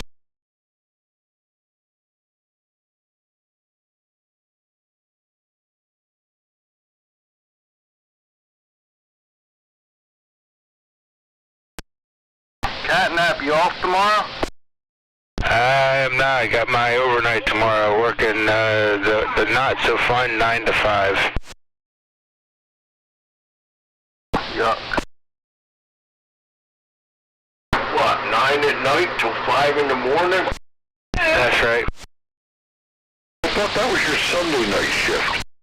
Well, we're getting ready for inventory, so that would be my Sunday. My Sunday is going to be 6 to 4, I believe, or 6 to 3.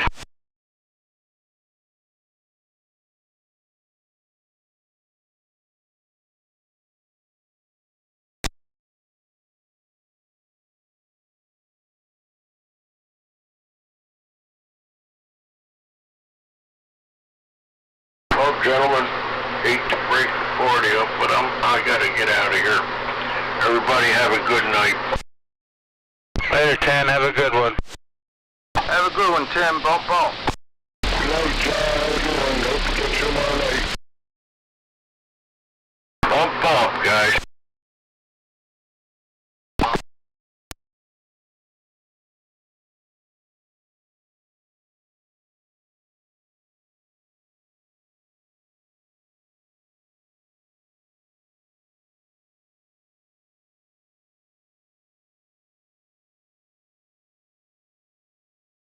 No RJ tonight? Haven't heard him thus far. He's got high noise. Really? That's a bummer. Stupid Mother Nature.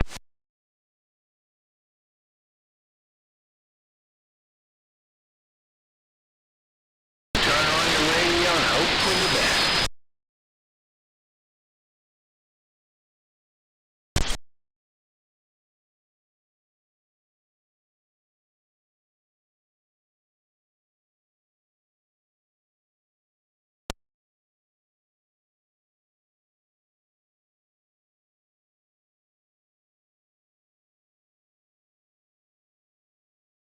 How about it, Rad? You sawing?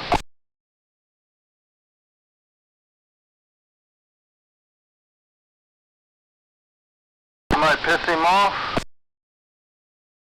Generator may have stopped working again. Oh, he's on generator?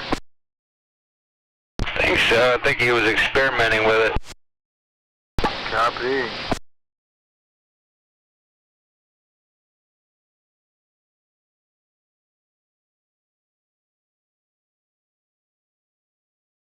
All that experimenting he's doing is going to get him a divorce. That's right.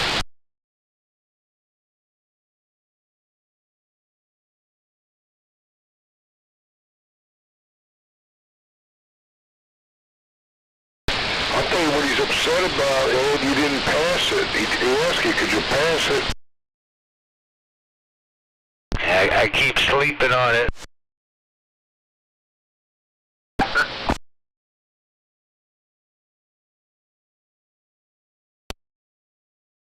He was really trying to use some legal mumbo-jumbo to get you out of trouble tonight, wasn't he? He was pulling out lawyer terms.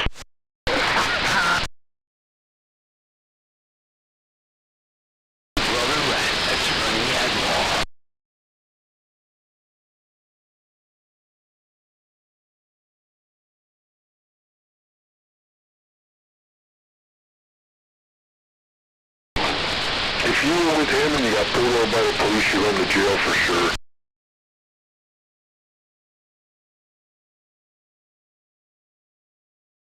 You gotta start that stuff. Can you tell me why you pulled me over? I don't have to show you ID. Try and flip his hat off.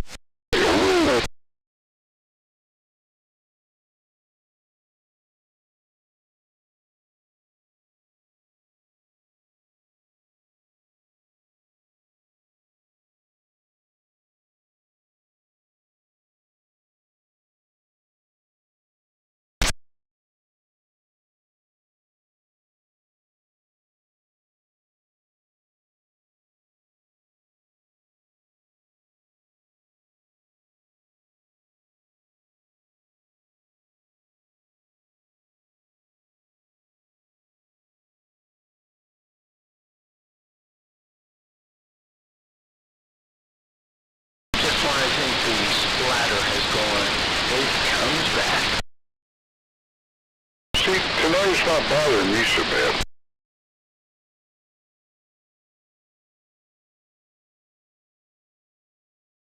I had maybe a swing to a 3 or 4. Yeah, okay, I'm looking at it while it's doing it.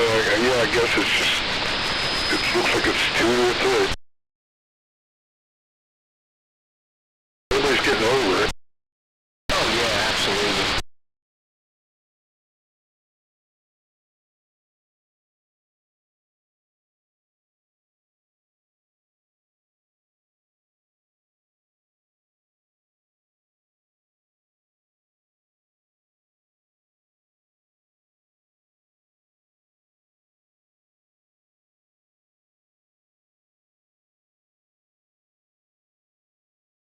Starting out, was it a good motorcycle day?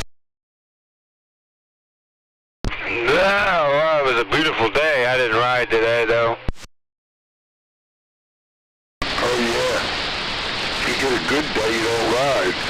You get 6 degrees and rain, and you gotta jump right on it. Yeah, the one day I didn't have to go to damn work was a beautiful damn day. I usually ride with Lady Catnap everywhere else.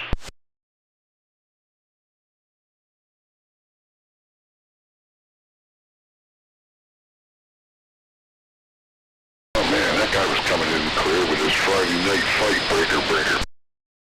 What the hell is that shit? Did you guys hear that? It's awful. I'm proud of that, you know, that he's tearing up the whole band. From somewhere out in Midwestern United States.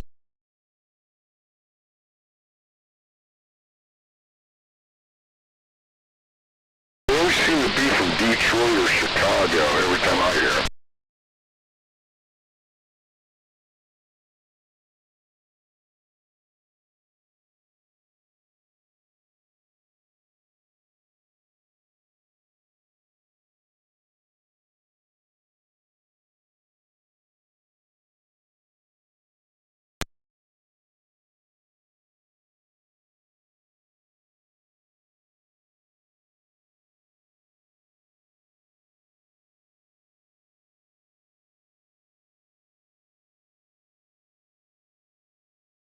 You think they walk down the street practicing that talking they're doing? Breaker. Yeah, they must.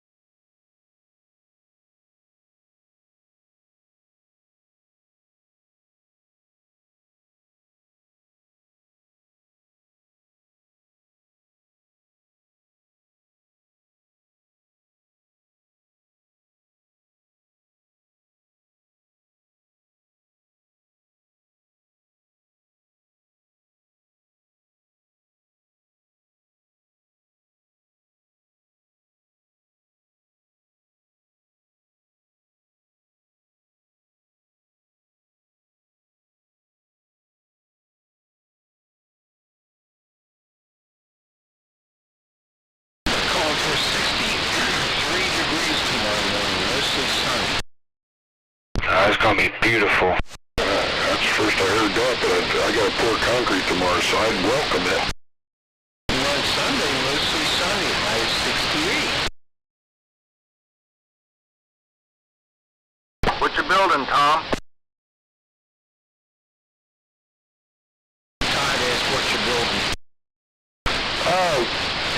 Todd, sometimes you're blending in with the bleed over there a little bit.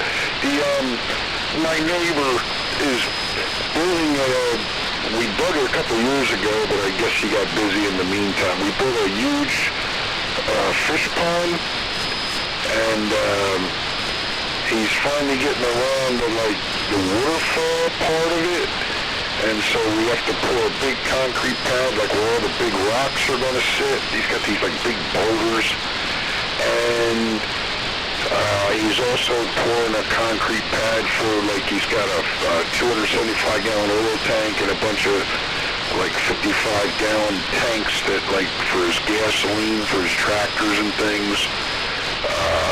So we're pouring 2 concrete pads, but we don't have a concrete truck coming. I got like a decent-sized concrete mixer. We do it all by hand, you know. Copy. Sounds interesting.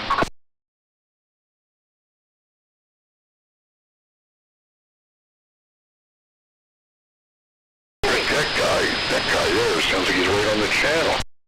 Yeah, I hear him.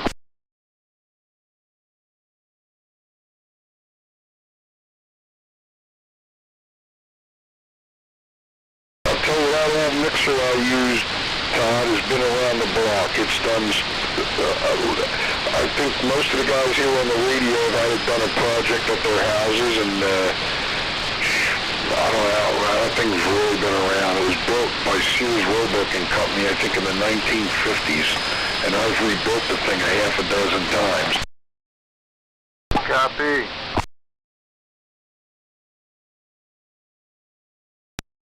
It's built a lot of tower footings. That's what I have to build in the middle of summer here. I got to build a base. I got a tower over the week. Would you get just the traditional 50 footer? Yes, sir, 50-footer. All one piece? Now it comes in pieces. Yeah, they take a different base. I've seen them done a lot of different ways. Like there's a piece that is buried, like that's like 3 or 4 foot deep. It looks just like the tower, and then it slides together. Is that the way you're doing yours? I can do it that way, and also I have a plate that I could bolt down to the cement. Yeah, none of it go up almost like a hinge? Yes. That seems like the better way to do it to me, because then you could take it down.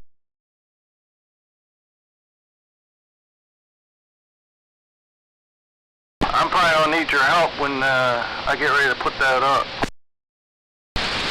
You have to get behind it, right? Get together and, have a kind of like all go to breakfast or something like that, and then do something like that. Okay. Yeah, I'm definitely going to need you. You have to get behind it, right? Well, the kind you got there, that's a little sensitive. That's not what we're usually putting up.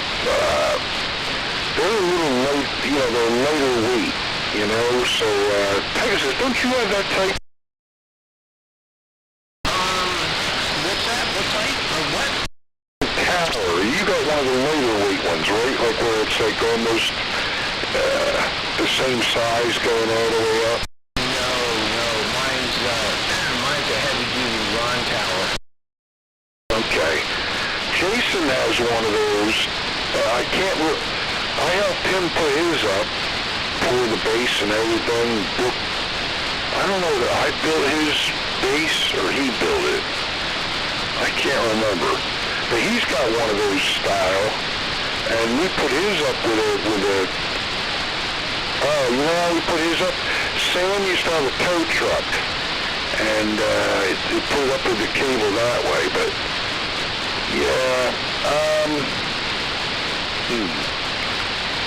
yeah, so we put that, the way you build his, we put it up the same way. But a lot of time with those ones like I believe you must be talking about, Todd, they build those like with a gin pole, or a gin pole, however you want to pronounce it, and they keep on putting the sections up, and they actually climb up the darn thing, but I don't, I've never been involved with that nonsense. Usually lay it down and just stand it up, you know? Well, that's how we took it down. We had a tree cherry picker come in, and he went up there and took it down in parts. Go ahead, Pegasus. What's your, you're not losing your mind. The original tower, my first tower over at the Seagull House, was one of those, single straight up tower, and then it went to a point, and that's where the mast was. Yeah, and what were like 4 or 6 foot sections or something? Yep. I think it was a solid. I think at one time it was a solid, and the person who gave it to me cut it up into three sections, and I had to make these sleeves to go over each leg, and I mean it worked, and it did the job. Copy. Is that still up there? No, I got rid of that a long time ago. No, I mean at your old location. They didn't leave it up? No. I've actually I've brought it with me. I think after so many feet, though, you got to use the guide wires. Am I correct? Yeah, I believe so. I don't have a lot of experience with that type. The other ones I got tons of experience with. Just your traditional one that, 3 legs and goes from, 18 inches wide to nothing, kind of like tapered all the way. Yours is kind of like, keeps an equal spacing all the way up to, I think, that last section comes together. Am I correct? Yeah, that's correct. And you have enough to make up 50 foot? Yes, sir.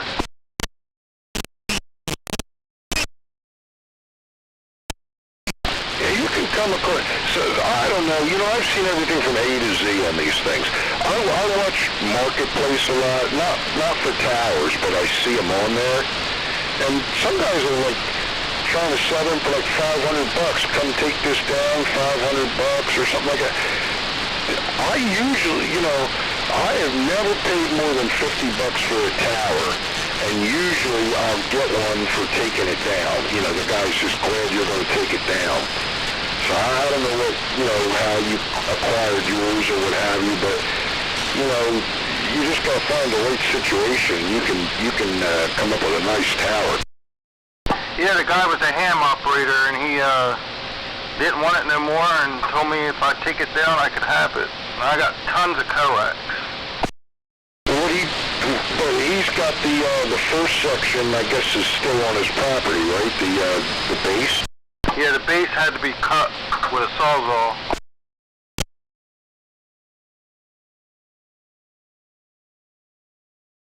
Yeah, I actually, have you looked up, like, those towers are sold, like, I don't know if you want to say worldwide, but they were like an international or national kind of thing. I don't know if you knew the brand, like the manufacturer. I bet you could look that up on the internet, and they probably sell a base that hinge type base. Yeah, that's why I have a hinge base for it. Oh, you already have one? Yeah, it came with it. He had 2 different options. He had it where it went into the cement, and then he had the plate. I'm a little confused. I thought you said you had after you got it, you said you had to cut his, triple with a sawzall. Yeah, but then he also gave me the option of using a plate. In other words, he had something like that, but he didn't use it? Yes. Struggling a little bit, Todd. You're fading right into that nonsense from Channel 6.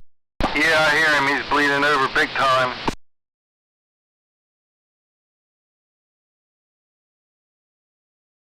This man had this other alternate base that he never used, I'm guessing? Yes, he never used it. It was in his garage. Well, that's a big find then. That's pretty good. And that is, so what is the that part goes on to the bottom of your tower. Do you have both halves of it? Like there's got to be another part that, you know, you must manufacture something that's going to go into the ground. I mean, I usually make those from scratch from the type we use, but I don't know. What do you have that goes in the ground? I would say it had to be the bolts. Would have to go into the cement and screw down to the plate. Okay, yeah, I just don't know. I'm asking because I don't know. I'm not familiar with that. I didn't know whether you buried one of those sections, like you bought a section, and maybe that hinge bolted to the top of one section, and that's the way it worked. I didn't know. Yeah, that's the way it works. Correct. Well, how much does a section cost if you buy one? I'm not sure. I was just curious. So, you need to come up with a section that you're going to sacrifice because it's going to be buried in concrete, am I correct? That's correct. And that's something you don't have at this point? Not yet. I'm still trying to MacGyver it. Yeah, I see them. Keep watching that marketplace, you know, for maybe the right situation, because I do see them for sale. I don't pay them much attention now. Roger. Pegasus, I knew where there was one of them sitting right in Tuckahoe, completely up in the air, right there where 49 or 50 come together. Do you know the one I'm talking about? Yep. I always thought that'd be a nice find for somebody right there, that type of tower. I'm not into that kind of tower, but if for somebody who is, you know. There used to be a man that number 10 was good friends with. He lived on 49 above Millville, and I think his handle was Cleaning Man. Do you remember him, Catnap? I do not. He was a nice man. He passed away, but he was always asking me to keep my eyes out for, he needed like one more section. I think him and John have figured out a way to put that tower in a beam up or something. I wish John was still on talking, because John would remember. John used to go over to the man's garage and help him work on an antenna.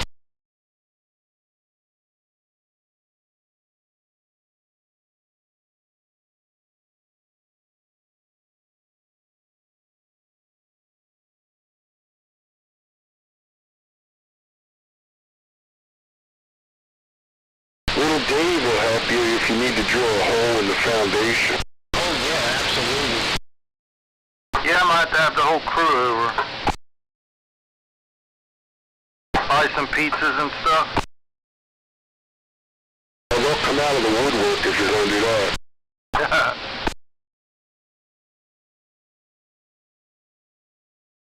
Right, Catnap?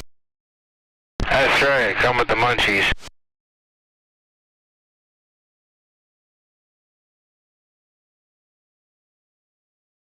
Catnap said if he needs that tower moved, he can move it with his motorcycle.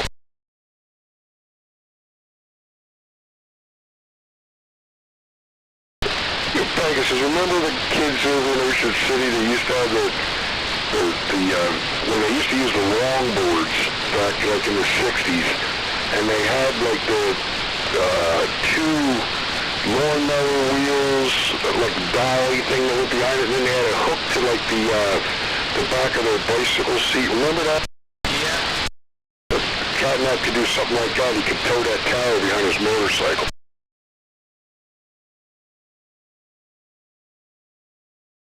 Somebody on here, I can't remember who it was, said that that's the way they got their tower home. They bolted an axle underneath it and chained the other part to the back of their truck and drug it home. Can't remember who that was. Whatever works. Yeah, it's pretty long get around turns. I don't know how you'd make the turns. Yeah.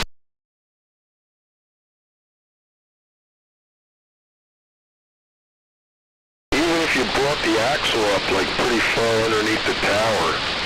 Now you got a lot of overhang, you know, that's tough.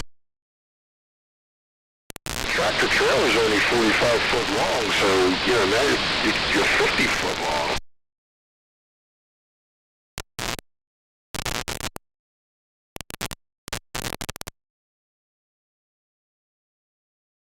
We got her done a couple times with that trailer rig I built, you know. You were with us, weren't you, when we took Dave's over? Yeah, at the church. Yeah. Yeah, I was there. Done that a few times now. Works best if you have like a pickup truck or something, like with ladder racks. That's the best rig. My son had a landscaping truck. It was a stake body, and I used to throw him up on top of that stake body. That worked pretty good too.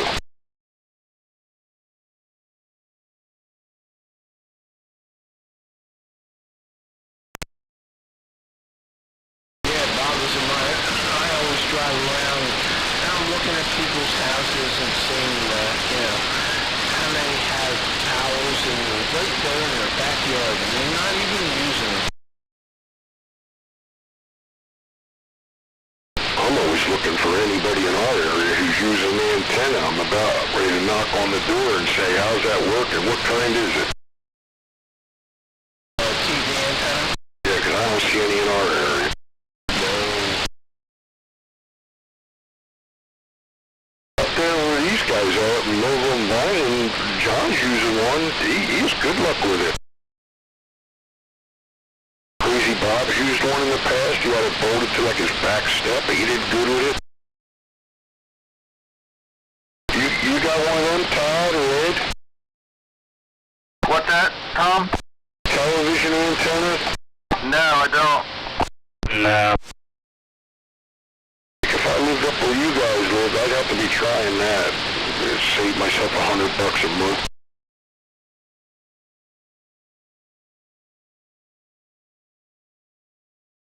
John switched to that darn, what's it called, Fios or something like that. I would like to even be able to do that. That's what I had. They have fiber optics as probably fibers all the way down Mount Pleasant, but none on my road.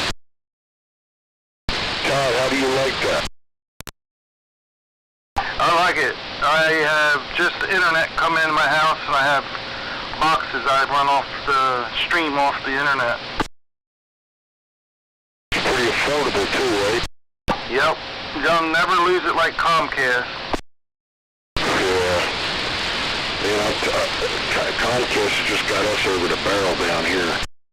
One accident, you know, or a blackout with electricity, you're done. Yeah, they're pretty good. We lost it a couple times this winter, but other than that, we usually don't lose it. I lost it for like 3 days, and that was very, very unusual. But down here, we just got no options, and the antenna doesn't work. In the old days, it worked before they went to the digital, but now it doesn't work anymore. And we don't have the option of that Fios or anything, so Comcast got us over the barrel.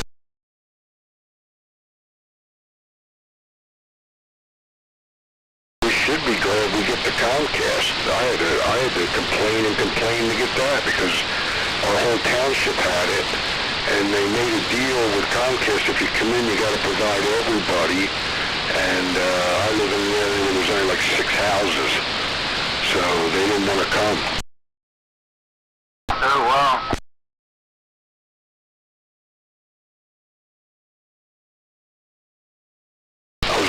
One to get it, and I'm at the end of the line. And every time something happens, they say, what do you expect? You're at the end of the line. I said, well, I didn't put the line in. You know, I didn't engineer it. I got a 65% signal rate, and I keep saying to them, does that mean I get a discount on my cable? That's right. No, sir. Coming here for years telling me I got a 65% thing on, like when they put their meter on it, you got, well, you only got 65%. I said, yeah, for 20 years you've been telling me that you're going to fix that.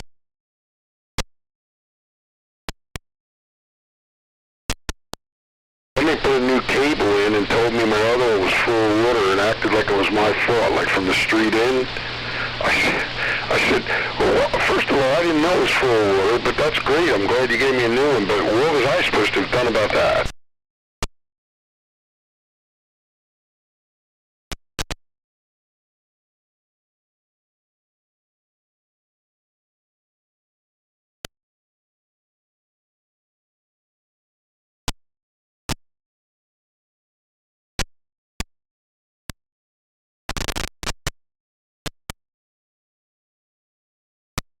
I think Brother Rat washed his hands of us. Oh, yeah. That's probably what happened. I ain't listening to this crap. I'm going to turn my videos on.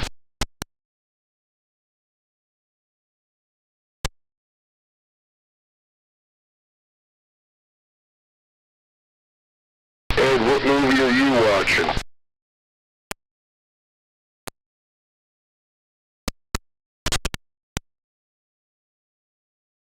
If I turn my preamp on, I can understand every word that guy is saying from Channel 6. Well, yeah, but the thing is, why would you want to? Because I can kind of make out what he's saying, and he's not said an intelligent thing yet. No, not at all.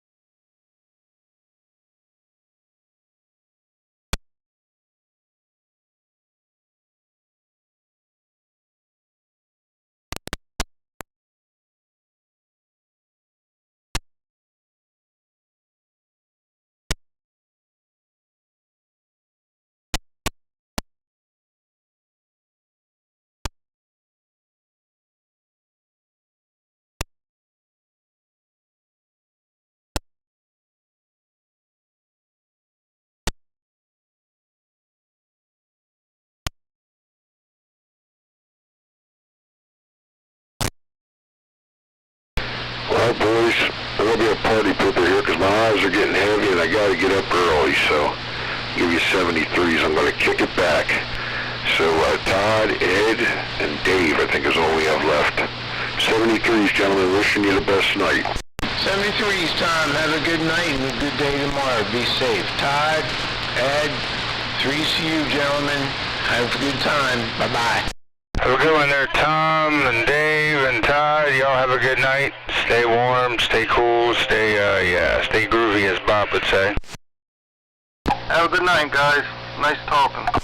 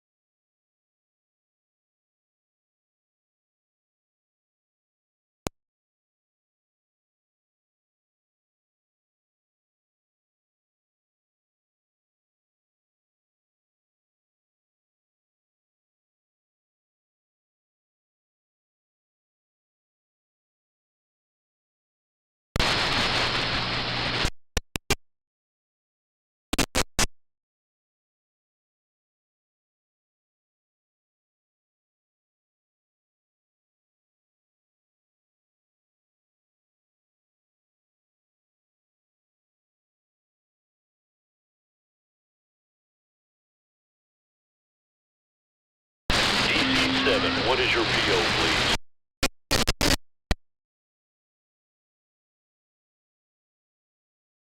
Roger that, mount on standby.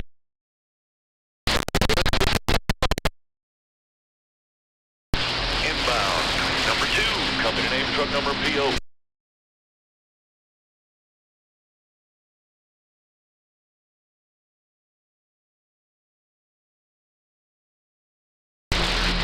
noches, mi amigo.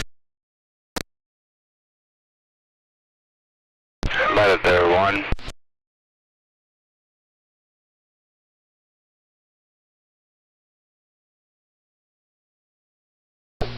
Yeah, go ahead.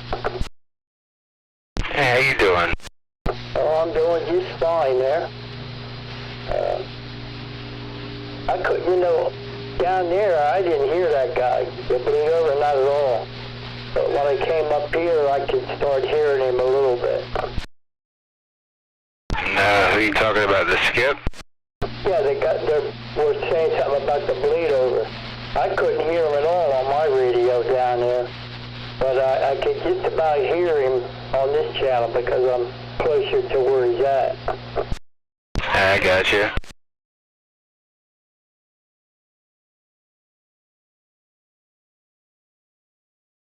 How'd your day go? What was that? I said, how'd your day go? Ah, not too bad. It was a okay day. How was your day, man? Okay, fine. Went over to the other house and and did some stuff over there and came back over here and I guess I got on the radio here around 7 o'clock, something like that. I got you.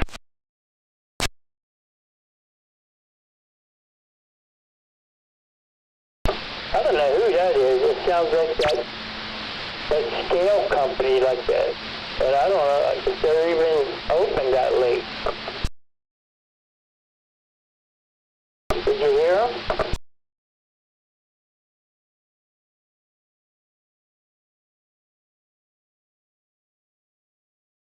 You're the trucking company, yeah.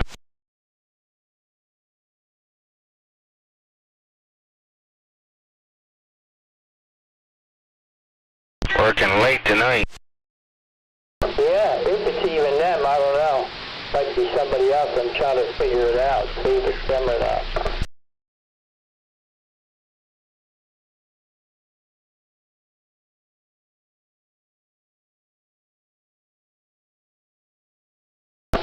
This thing's still working okay? Oh yeah, you're loud, man. Still giving you around 9 dB? Yeah, 8 to 9.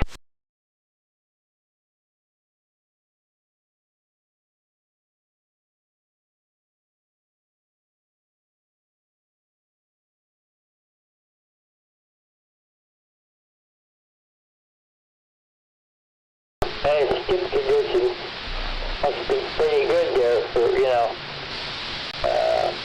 really starts dying down, around this time.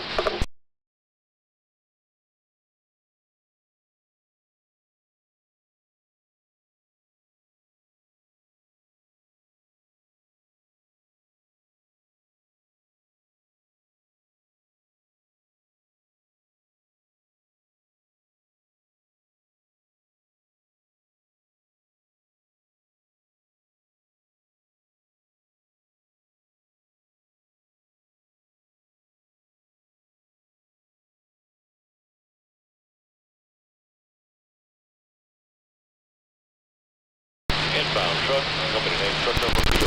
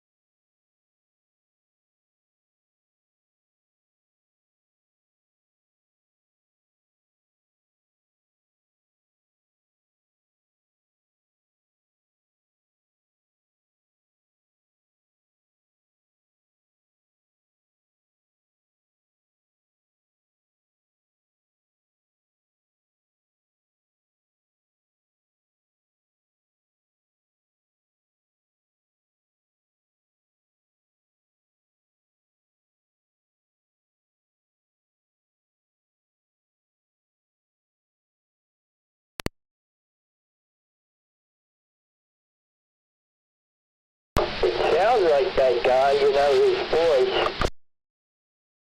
Yeah, it's the same guy.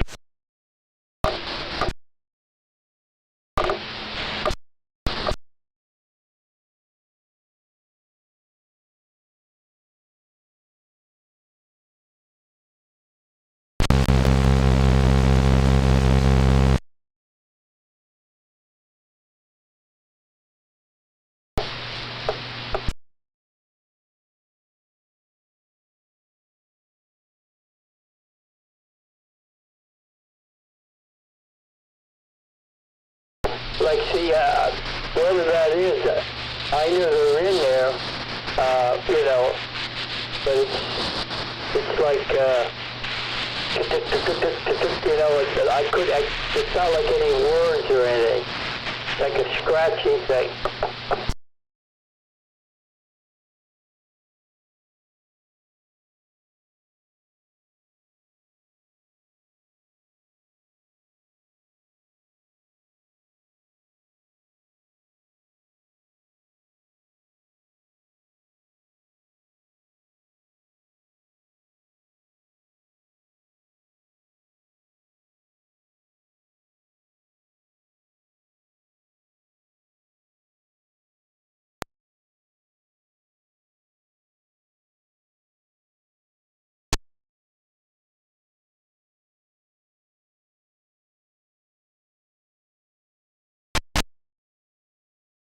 What's that, coming from like channel 6?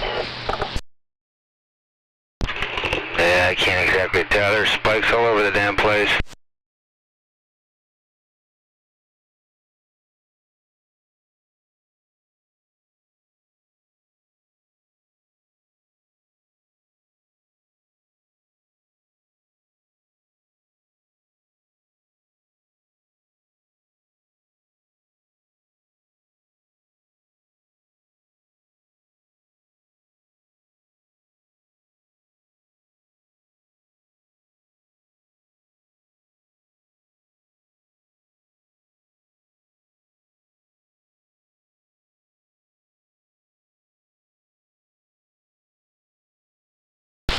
I can certainly hear you better down here.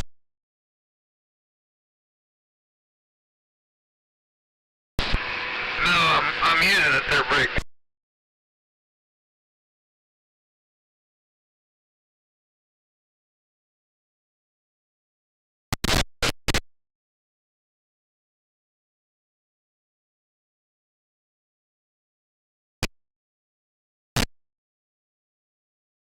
I got 8 pounds of noise.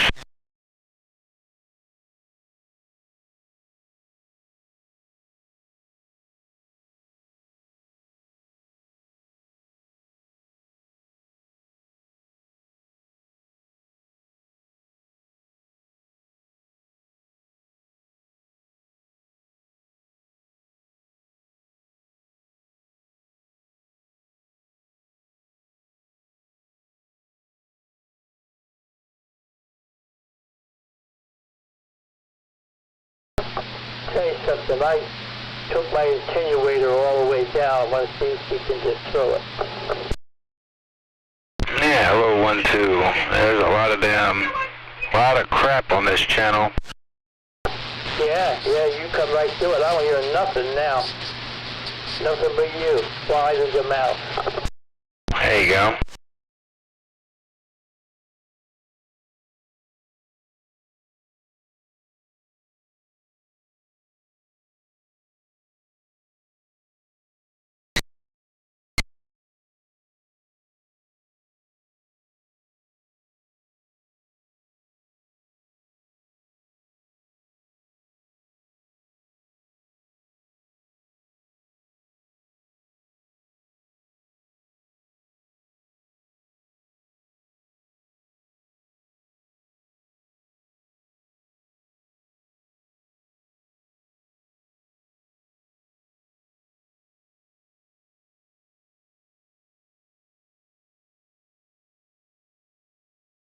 But to get some rain tonight, they say. Yeah, I think it's supposed to rain till midnight.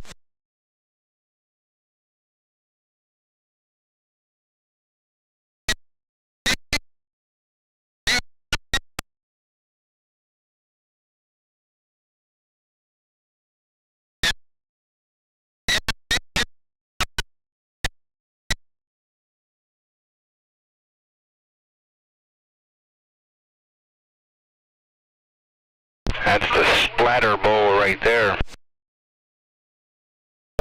Yeah. Yeah, well, like now, I can't hear it. And of course, I'm not going to hear some other people either, but, yeah. You know, I got the attenuator all the way down.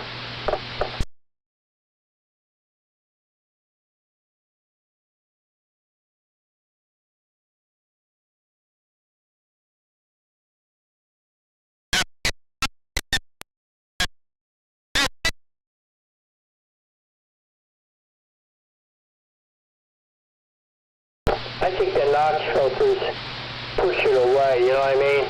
I got the notch filters on, so I think that's helping a lot. Yeah, it narrows it down.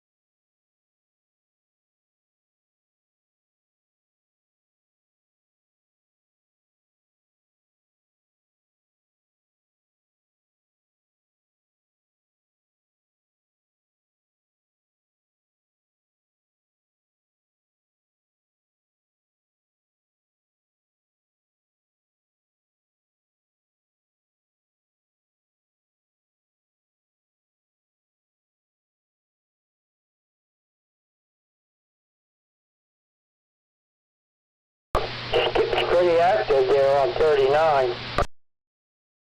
What was that, about 39? Skip. Pretty active. I guess it's pretty active in all the channels. Oh, I got you.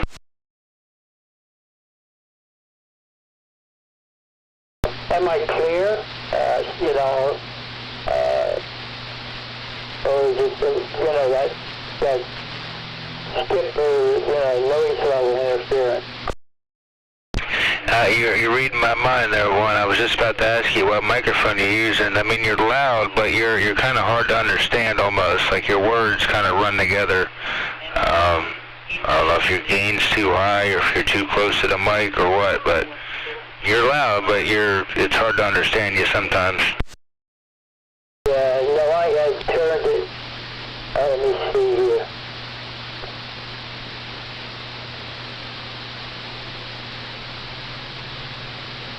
How about that? Is that any better? That's pretty good. Yeah, I was checking the sideband out, and I had turned up in order to get it to drive. There's that one knob all the way on the right there on the bottom of the EQ. And you have to kind of turn that up a little bit more to get the drive, you know, to drive the radio.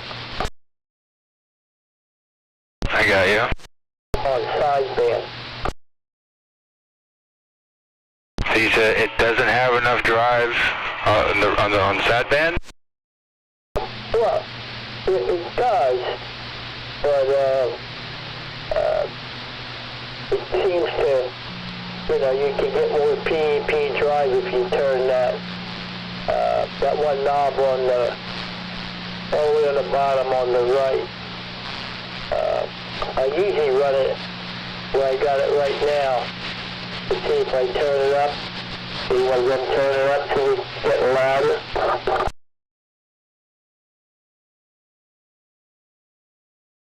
Did it get louder when I turned it up?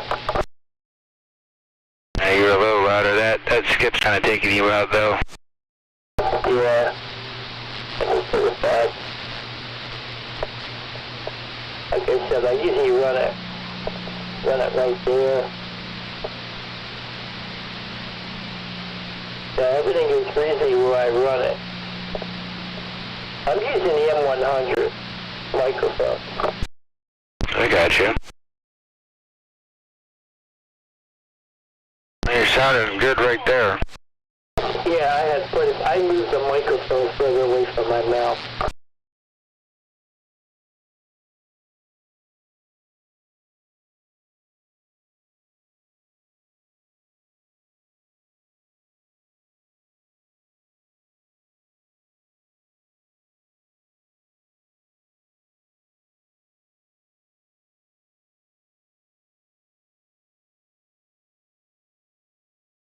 Inbound truck, company name, truck number. You know, I have two of them towers that they were talking about where you slide them into each other.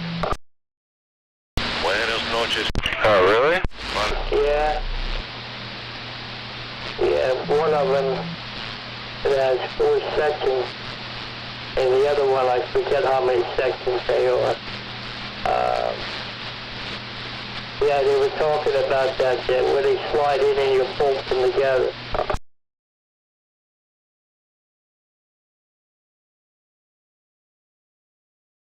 When I had bought them, I keep telling you that when I had bought the stuff off of him, and he had them 2 towers. When I bought everything he had.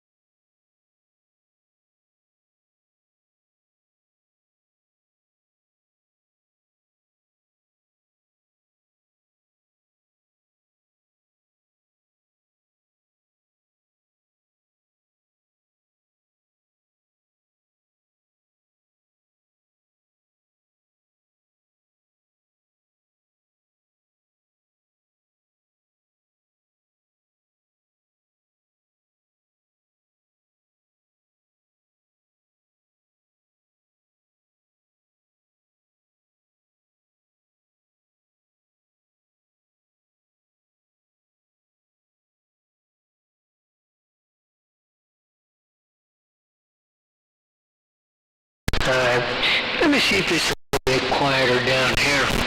See what's shaking.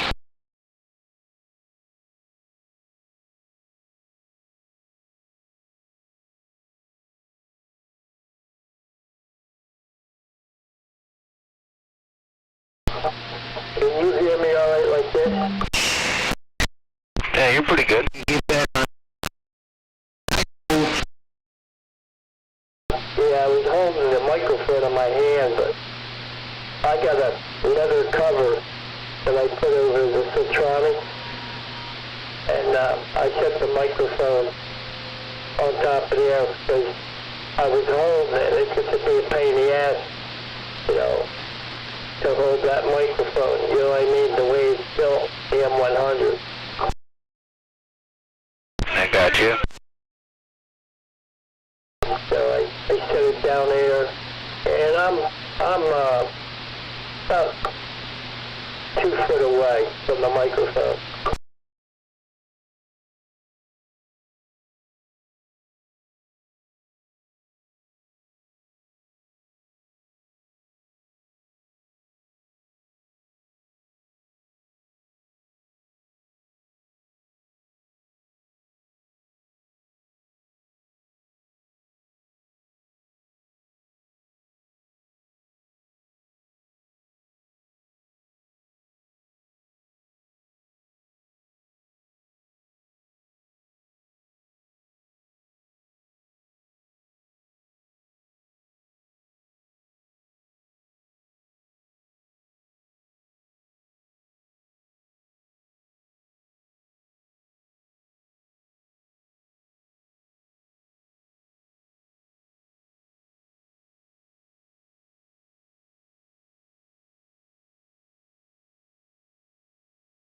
No, it's weird. I can hear this bleed over on the radio, but I can't hear it on the SDR. That's weird.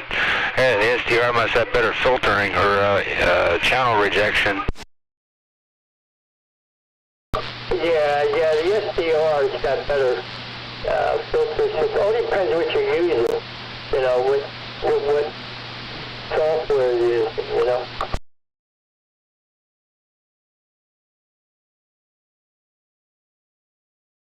How about there, number one? How about that number one? You got a copy? Yeah, go ahead, Watchdog. Hey, good evening there. Yeah, I didn't think I'd ever catch you out here on this Vinny's channel. How you making out? Oh, I'm doing fine. Yeah, I'm out here almost every night, you know what I mean? Yeah, it's kind of late for me. I was just getting ready to reach over there, grab that knob, and turn this thing off. Yeah, I've been on here since about, I don't know, 6:30, something like that. 10-4, yeah, I walked over here about an hour ago. Had it on, and I was walking through the room. I said, let me give this radio a try there, and I got on that 23. And I'll tell you, I ain't never heard so many out there on that 2-3. But they were coming from all over the continent. The south, east, west, they were on there. Yeah, the stick conditions are really bad. You know, especially from, I guess it's a Super Bowl channel. And I knocked down my attenuator. I'm surprised, you know, you're even breaking through it. I got it all the way down, you know, like the RF gain.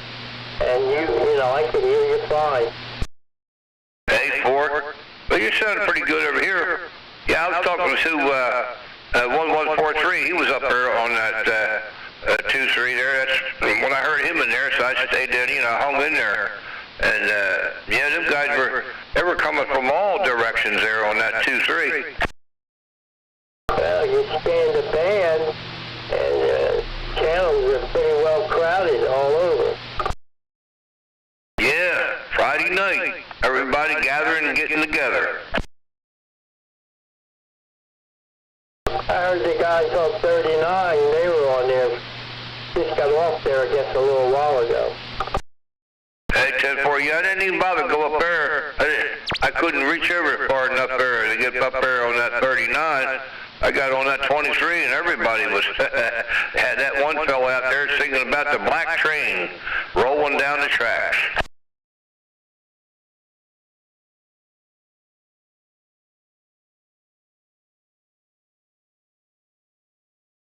So anyway, so how you making out there? Your radio sounds pretty decent on this side there. Yeah, I'm doing fine. You know what I mean? Just, you know, doing a little work here on the radio station, and you know, mainly sit there and listen. Mainly, most of the time. Yeah, that's what I do a lot of. Sometimes I'll sit down here and it's already on. I just listen to them guys talking. I don't want to interrupt their conversation. So, you know, if I know what they're talking about, maybe I might jump in there. If I don't know, I just keep out of it. Yeah, Catnap's in there. I was talking to him. He's in there.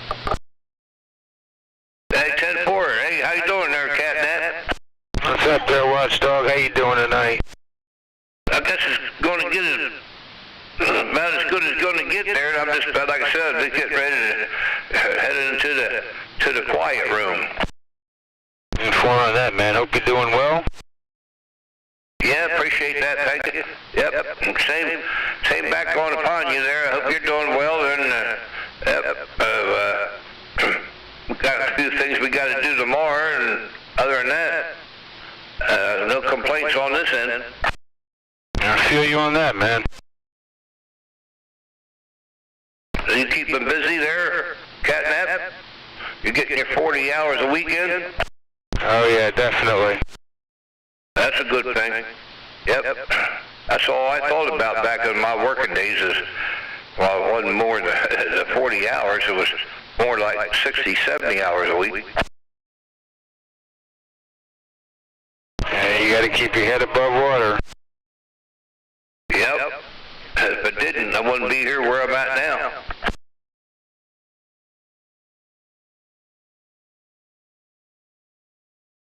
Yep, that radio sounded good over here.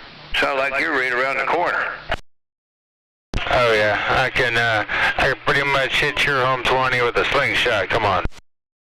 Yeah. Every time you key up, see, it feels like I'm leaning a little to the left.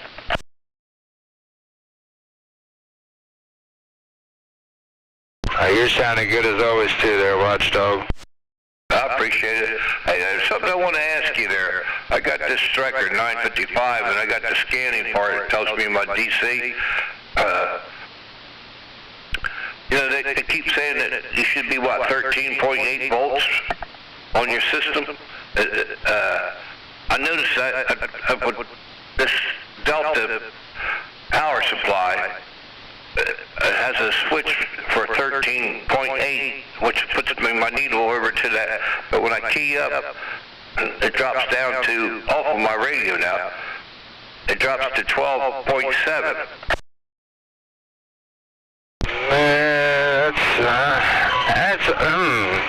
That's a gray area. Are you using like the stock power cord? Yeah. Well, what I did was I did a little adjustment, and right now when I'm keying up, I'm getting 13.8. That's because I turned it. It's turned up to 14.7 when it's sitting at idle. I'm not using it. When it scans, it's 14.7. But when I'm keying up like right now, transmitting, it's 13.8. Oh, you're talking about right up the front of the radio. Yeah, that's about right. That's about the right voltage drop. It's going to drop a little bit no matter what. Yeah. Well, like it has it on this Delta. I got a Delta 60 amp power supply, and it has an adjustment on it. And then it has a switcher, and I can switch it to 13.8. And when I put it on 13.8, when I key up, coming across the scale on my radio, it shows it's 12.7. So it has the adjustment on this Delta that I can turn it up. So I turned it up to 14.7. When I'm keying up, transmitting, it's 13.8. Okay. So I'm not harming anything like that. I know that I've heard that, a few of you guys out there talking about you don't want to go over 13.8. Yeah, the 13.8 is like the baseline, but you can kind of play with it. 14, 14.5. Just don't exceed 15 volts.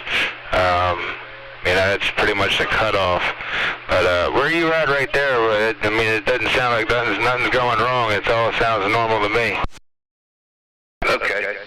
I appreciate that. So, yeah, like right now when I'm keying up, it's coming up 13.8. And then, I've got the respect on right now too. The Texas Star. Oh, okay. But when I don't have the Texas Star, then it's altogether different. Then I got to make a little more adjustment to get myself back to 13.8 when I'm keying up.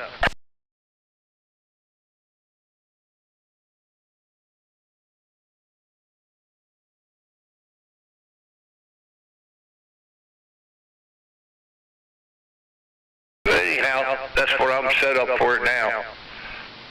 Let's see. I think I've been at least a couple of years on this setup I got here, and I've always used that, where it shows you either your adjustment or you go to the 13.8. That's what I had it set on, 13.8. There you go. You should be fine. Okie doke. Appreciate it. Yeah, man. No problem. Yep, and number one, he's put me in a good respect on my radio. He's got me where I should be. So far, I've been here maybe 5 years with this radio, and knock on wood, all except for the electrical storm that came through here and hit my house, blew out my rotor. Holy crap. Well, wait a minute. It didn't blow the rotor out. It blew the what do you call it? Shit, I can't. It's right on the tip of my tongue. I can't think of it, but it blew it out from inside the house here, my monitor. That is crazy. Yeah, and that's something, I just bought that, too. Just bought it. I don't think I've had it 6 months. Last year when that electrical storm come through here, it hit the tree, and bounced off the tree and come into the house and knocked out my resets outside lights out, tore up the soffit, all there around where the lights were, blew that all over, the plastics all over the yard. Oh my God. Yeah, and I had that plugged into the what do you call it? The word, shit, I can't think of it. I can't think of it right now, but damn it. Maybe you know what I'm thinking about. The protector, where you, it's a protector for the electrical circuit.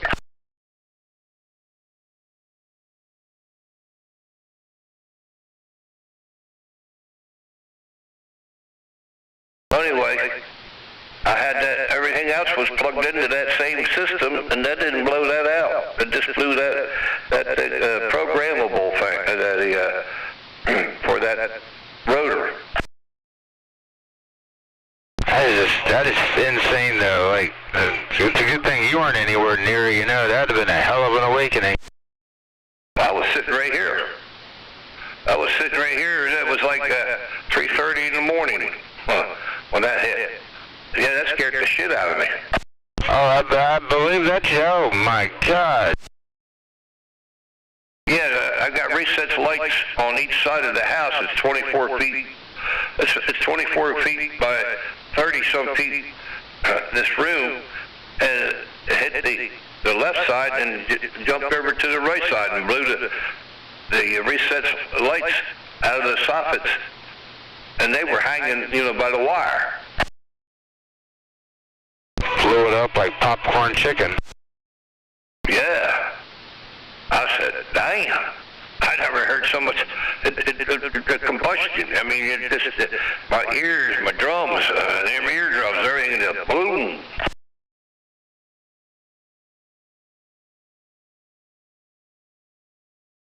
That's the second or third time that I had an event with the lightning. I was talking on the telephone, my first house. I was talking on a friend of mine, and that lightning, the storm just came out of nowhere, and just boom, and it shocked my ear. It was like, you know how you ever walk across a carpet and slide your feet and go over and take your finger and touch somebody, you get that zip. Oh yeah. Well, that's what I got there on that deal. And that lightning blew out my neighbor's transformer and hit his tree, split his tree in half, and blew my phone out. Oh my God. Yeah, that was a landline. We didn't have cell phones back then.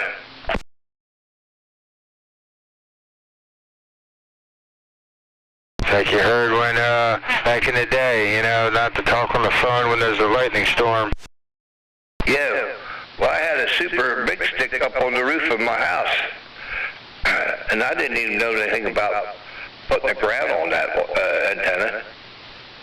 And but somebody had told me when there's an electrical storm, disconnect your coax and put it in a mason jar. Well, that's what I did.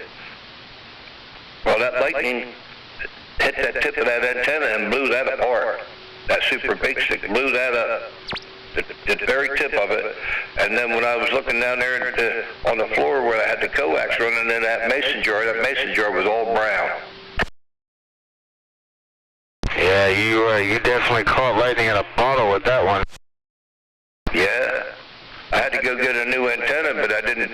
But my system was, didn't get hit.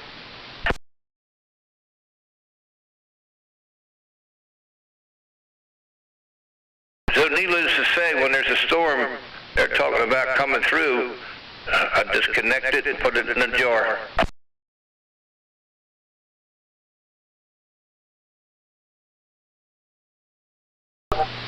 I just got one of them, mine's a Delta 60 amp. I just got it maybe 2 weeks ago. It's one of your messages you had the 50. Yeah, what was it, last week? They were calling for a lightning. Well, we did get a storm, didn't we? In the middle of the night. I didn't hear it. I went to bed and I was out. My wife said she heard it. Was thunder and lightning, and it was a downpour. But I disconnect that. Well, as a matter of fact, we're supposed to get a storm tonight. I'm going to disconnect that when I walk out of this room. Yeah, did you hear what I said? I just got a Delta 60 amp. Yeah, I didn't get quite what you were saying there. Yeah, the power supply. The Delta, I just got a Delta 60 amp power supply like you had the 50. No, mine's a 60 Delta. I've had this thing for a couple of years now, maybe longer. Yeah, it's pretty good. I've had good success with it. Yeah, that's what I had. The 60 amp has a cigarette lighter plug in the front. That's right. I got it plugged in right now on my plugged into my phone.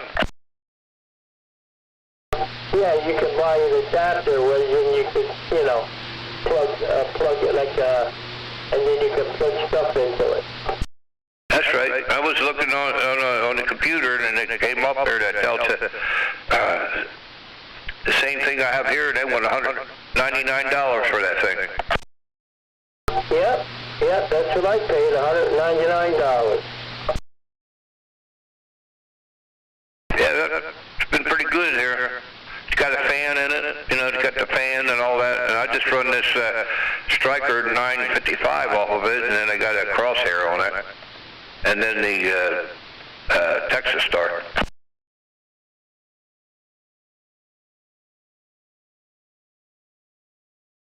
Okie doke, y'all have a good evening there. Pleasure talking to y'all. I'll put it on you later. All right there, Watchdog.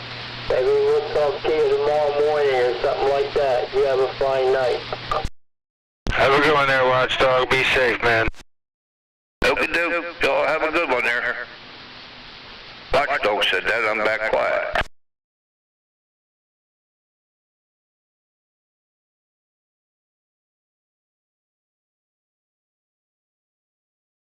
You know, I was going to get with a cigarette lighter plug that has, like, you can plug the, like, you do your computer, you know? But I just remembered I have one on my dually. It has two of them. Next time I go home, I'm going to get it and plug it in here. Plug my cell phone in it, or I can plug other things into it. You know, I have plenty of them wires, you know, them cables that plug into the cigarette lighter. Oh yeah, I got you. Did you bring your Swan meter over? I didn't bring the Swan. I was looking for it, and I had moved a bunch of stuff from out of the one room because my oldest son is coming back and forth for a while, you know, because he sold his home. So I moved a lot of my stuff out of there, fishing stuff and stuff like that, and kind of moved it into another room. And I went in there today and looked where I normally have it, but I think it's under some of that stuff, so next time I go home, I didn't have time today. Next time I go home, I'm going to have to move some of this stuff. I think it's underneath some of the other radio equipment and fishing equipment that I moved out of the one bedroom. See, the one bedroom, I put my fishing stuff in there, some radio stuff. So when I go home, but I did bring over another meter. It's a Filtronics meter, made for Filtronics, the watt meter, and it's got a 5, 50, 500, and 1500 position. And I hooked that up, and I get the same thing. I don't know. It just won't. It'll go to like the other one. It'll go to 200, but for some reason, I can't get swing out of this radio. Now it'll swing pretty good without the amplifier, but with the amplifier on, it just won't swing. I got you. So that meter, I never did get it to go, you know, where, you know, it was going to do 400 or 500 PEP, because, I don't know, maybe, and I get the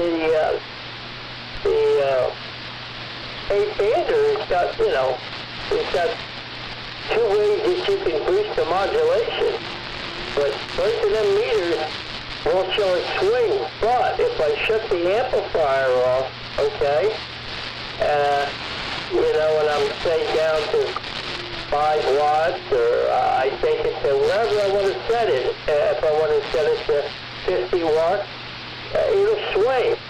You know, I'll see the swing on the dummy, you know, on my tuner, and then I'll see the swing on that silky watt meter. But when I turn the amplifier on, it's just like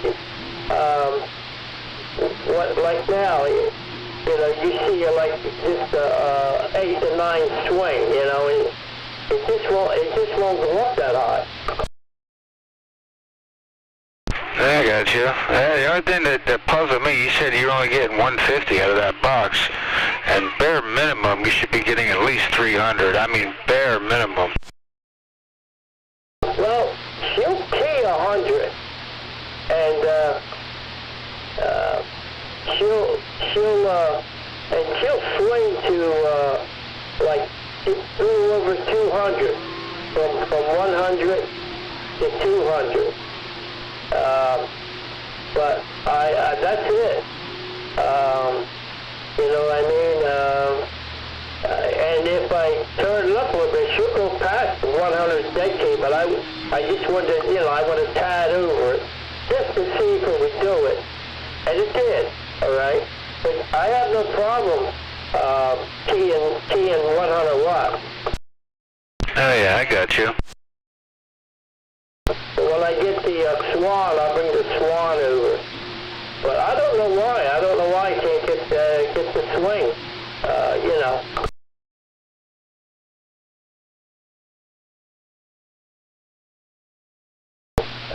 With the Centronics, I'm getting just about a 200 watt swing from 100 watts. I'm getting about a 100 watt swing, you know what I mean? Okay. I was starting to think maybe it was the tuner, you know what I mean?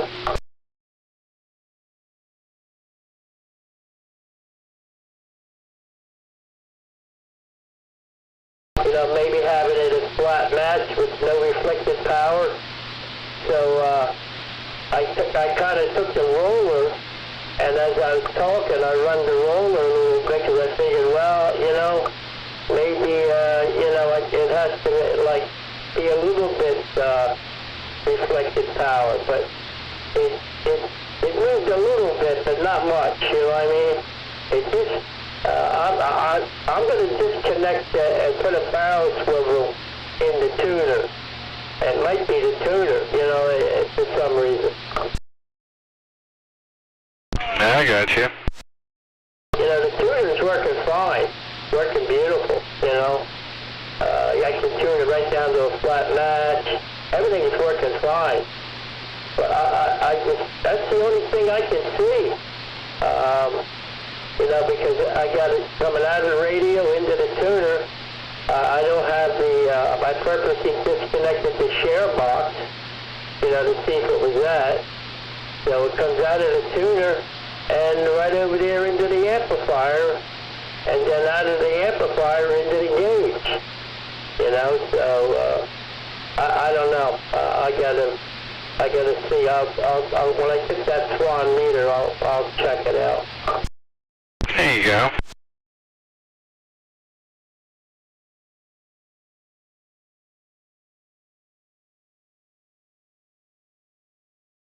I mean, she's definitely working because, I'm giving you the same I was giving you the other day, like the 9 dB or 9, carrier.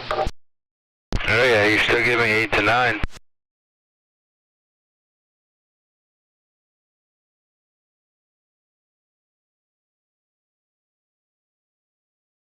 Yeah, and I got like a flat match, so I'm looking at it now.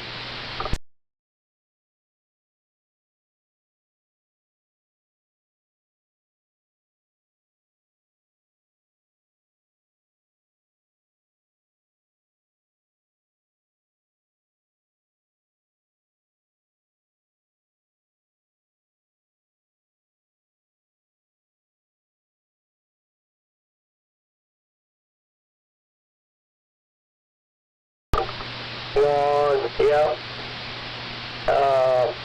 He's not even moving. He's completely flat. The reflected power in the watch completely flat. That's good. Is the audio clear? I'm literally 2 foot away. Yeah, you're a little muddied up, but it's not bad. Let me see what I can do here.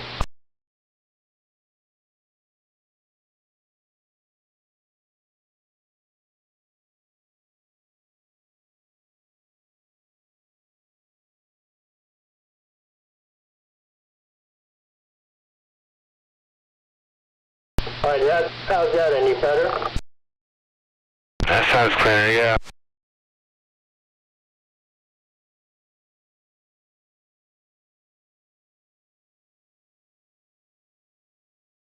Yeah, we could say my earphones.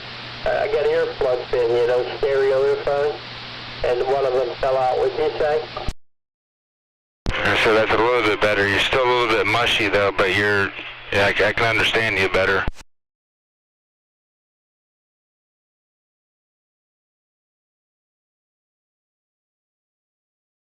All right, how about that? Is that any better? You dropped out now.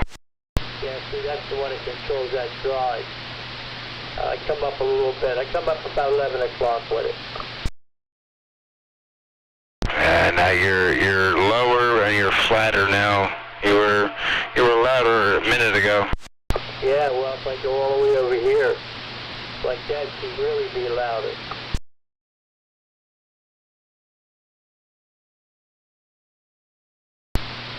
I usually run it like this on sideband, a little more to give it drive.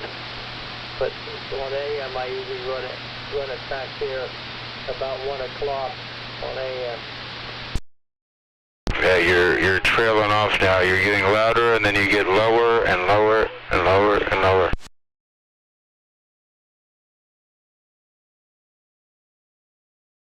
Was I doing it before, or when I started playing around with the settings?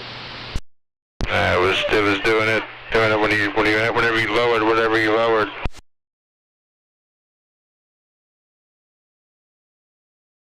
Oh, over here, yeah. Let me see something here.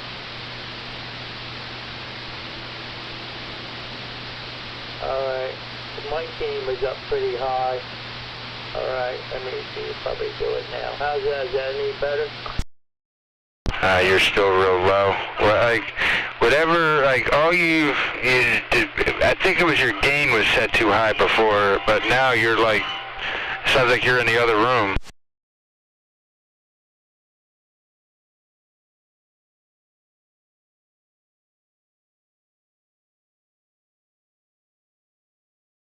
Alright, did it get a little louder there?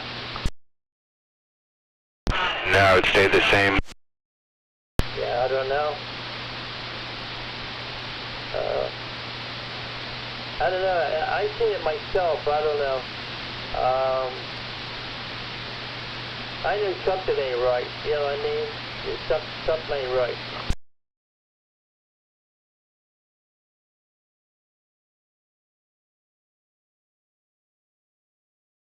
I checked the modulation. It's on normal. You know what I mean?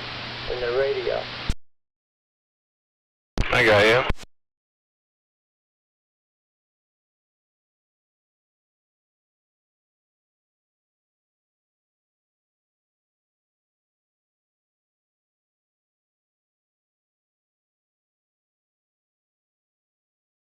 Yeah, I had the mic gain up all the way. I put the settings back where they usually were. So that's usually where I have been talking to the last week. That's usually where the settings are. Yeah, you dropped down again.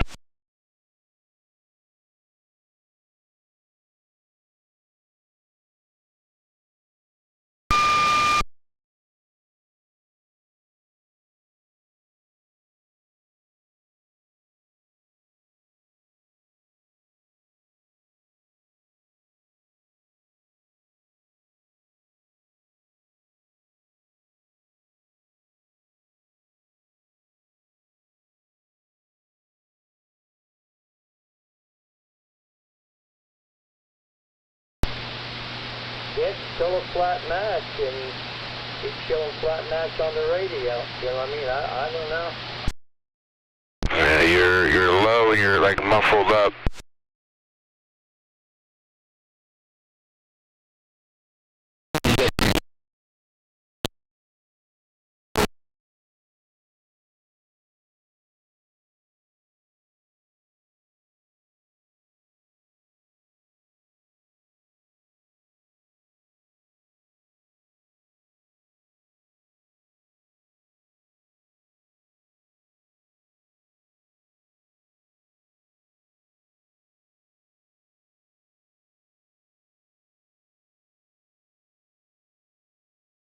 That was a big signal.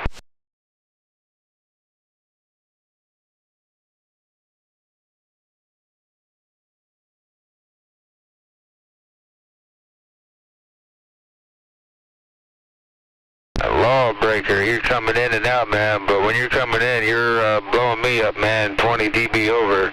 You got catnap down here in southern New Jersey waving at you.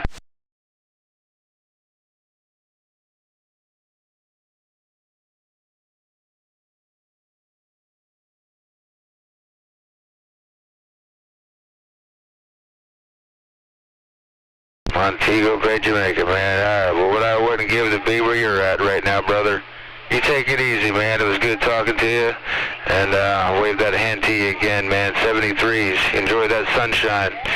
Catnap from southern New Jersey, waving, standing by.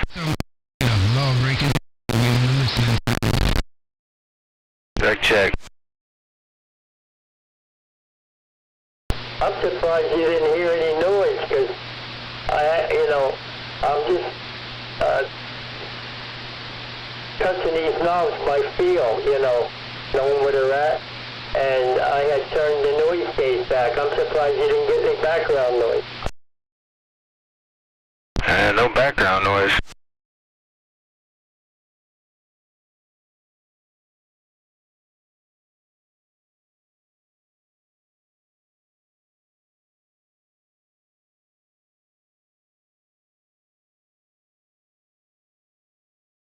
How about now? You got background noise now?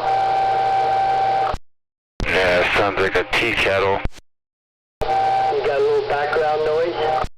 It sounds like a train horn. That's it. That's the... All right, how about now? That's at 12 o'clock, the noise gauge. Is it still in there? Yeah, it sounds like a train horn. All right, how about now? That's better. Yeah, that's the 450D. That's the fan of the 450D. Wow. It's quiet, but you can hear it. It comes on when you transmit, right? Yep, comes on when you transmit.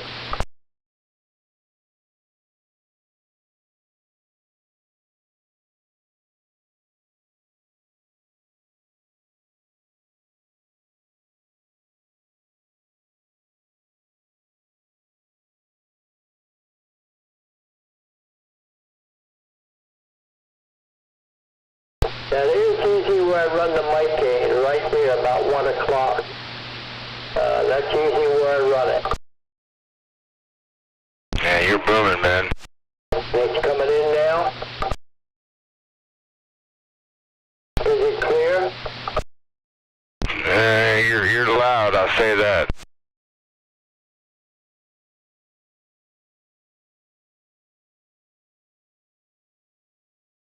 It might be some of the settings under this microphone.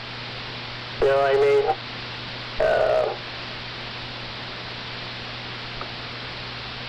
Let me see something here.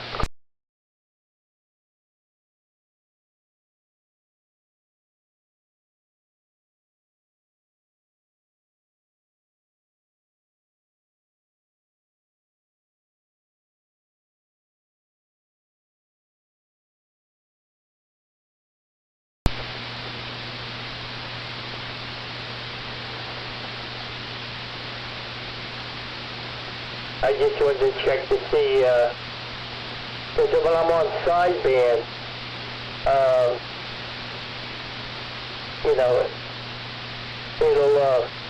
it'll pick up that band, and the sideband works off the modulation, and you'll see when I key, it'll oscillate, and I have to turn the gain back because it's picking up that band, you know what I mean? Ah, okay. But it's not doing it on AM here.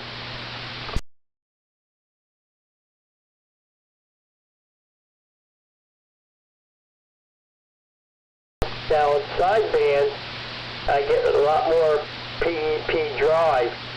So of say I had it set at 50 watts, and I switch it to sideband, I get a lot more damn near like 100 watt PEP, where, it doesn't do that on AM. It just doesn't seem to have the swing on AM. I got you. You got a squeal coming in with you.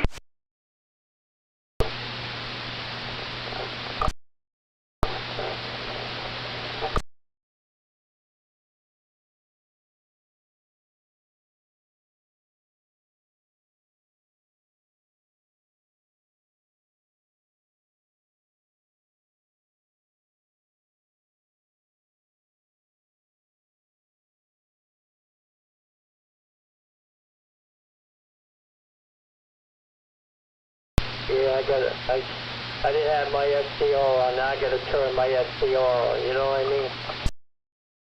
Oh yeah.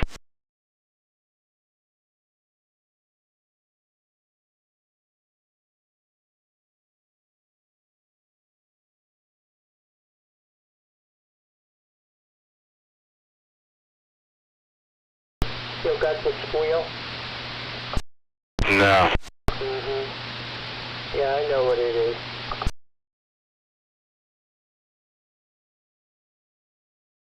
Didn't have it all night, and then all of a sudden it's there, right? Kind of weird. Yeah, it's not weird. You know, kind of read between the lines.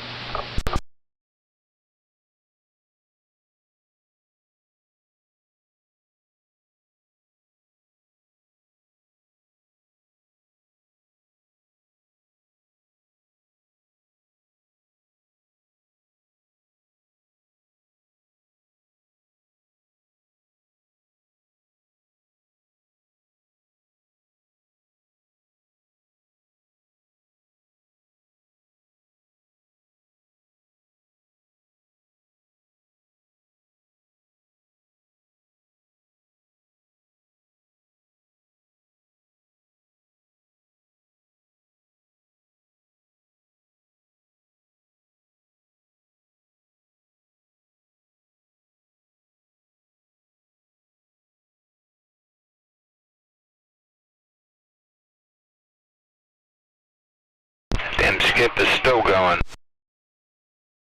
Oh yeah.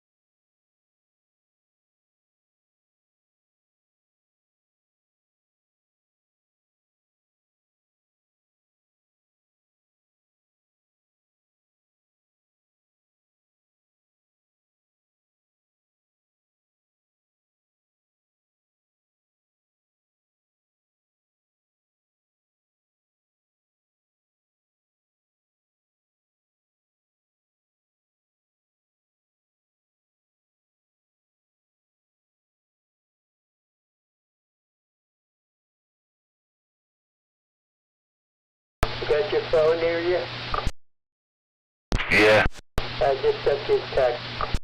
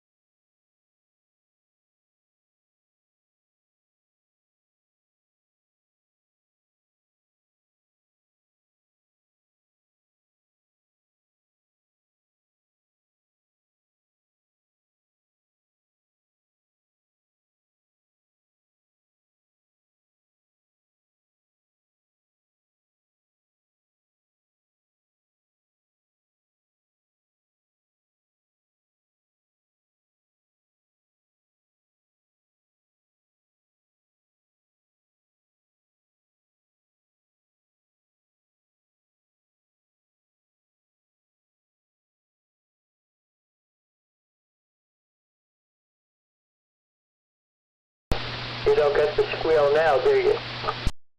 I don't hear it now.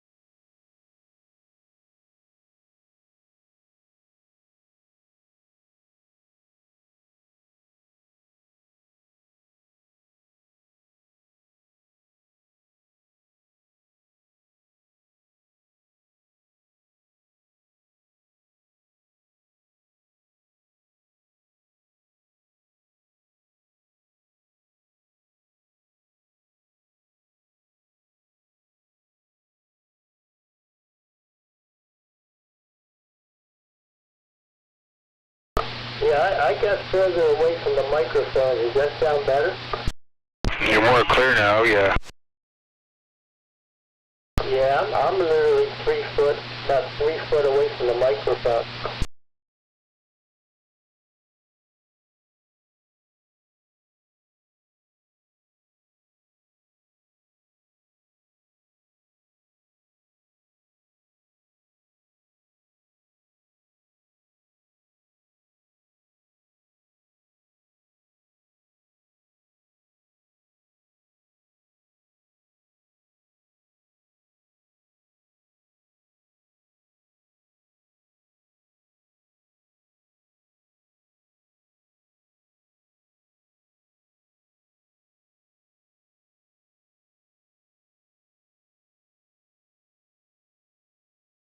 Some of that skip's starting to die down.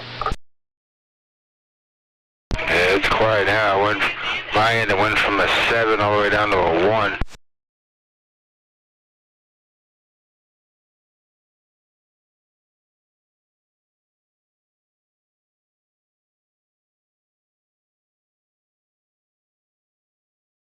Yeah, I just opened up my attenuator. That's about what I got, about 1 pound of noise.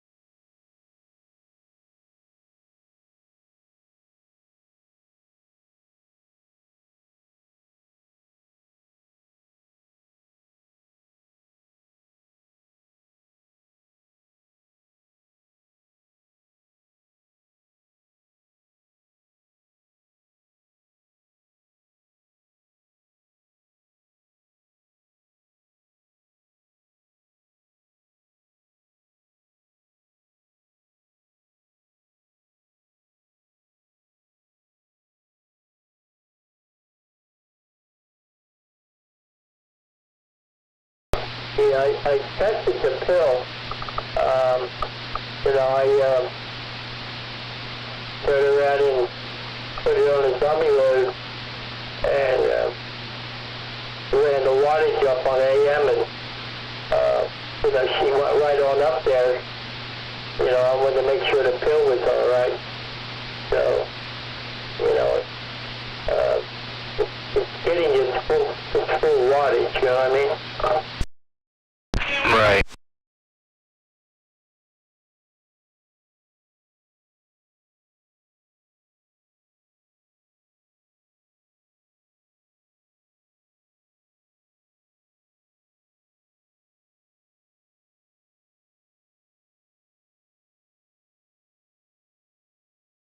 I even tried putting it on high to give me, you know, maybe give me more PEP. But it came up a little bit, but that was it. You know what I mean? I don't understand why, you know, I can't, you know, I can't get the PEP out of it.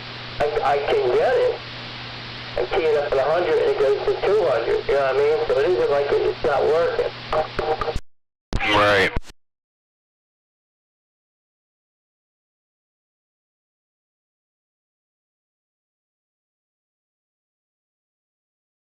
What's your PEP from the radio? 40? Yep. Yeah, well, I set that, you know, I went on the 30 watt scale and just lightly audio one and turned the wattage up on the radio until it reached 40 PEP. And when I looked at it, it was right at 25 to get it to do a 40 watt swing. I got you. So that's what I'm doing. I'm doing about a 40 watt. I'm watching it right now because it's, you know, it goes into the tuner. So I hit it on you know, I can hit it on the 30 watts so I can see what it's doing. The radio's swinging. I mean, it's swinging and it's at 3 watts, no, 2 watts, 2.5 watts on the, you know, on the antenna tuner, and even over there on the Sophie meter. They both show about 2 watts. The one on the radio shows a little under 2 watts, all right? Because it's the bars, you know what I mean? And I'm watching it swing, you know what I mean? Oh, yeah. You know, that's why I'm getting that 100 watt swing. You know, it's doing its job. It's just, you know, it's, I don't know. I want to get the other meter off. I'll say, I know something is not quite right. You know what I mean? But you know, getting a good signal out of me, so I ain't too much worried about it. Oh, yeah, you're sounding good, man.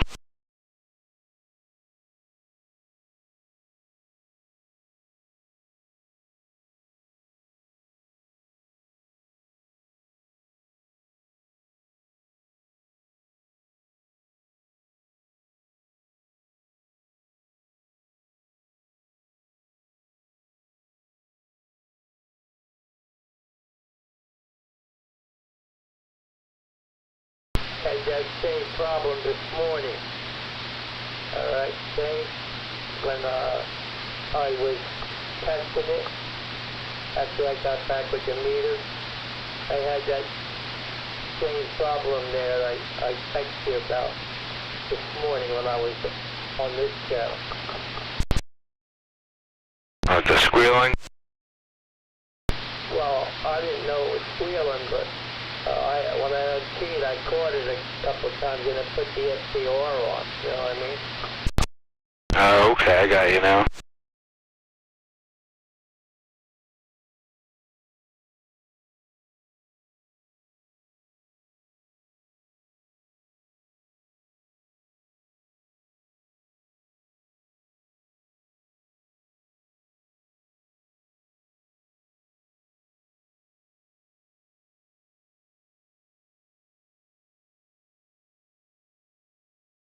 Gonna make me hook up that 4-pill. What was that? I said gonna make me hook up that 4-pill. Oh, yeah, you be walking and talking then.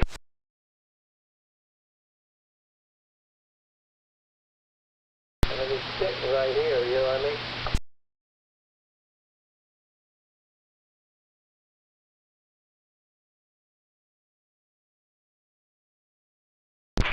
that sucker jams. Yeah, the guy that worked on it there did a good job. I don't know what he did, alright?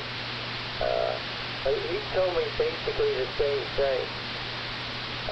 You know, what it'll do, it's just basically what he said, you know what I mean? Oh yeah.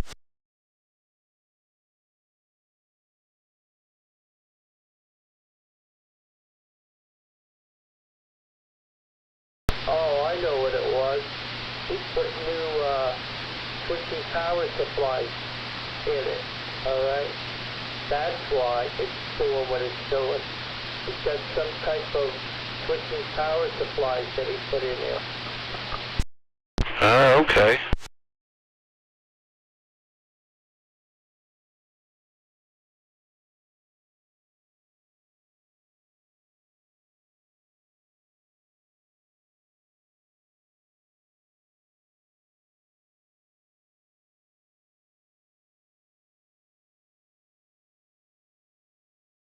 Did you see them when you was in there? Did you see what they were? Yeah, they're computer power supplies, server power supplies.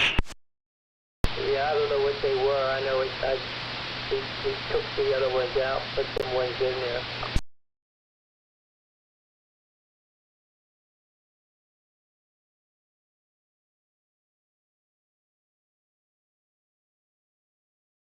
Two of them, ain't there? Yeah, there's two of them.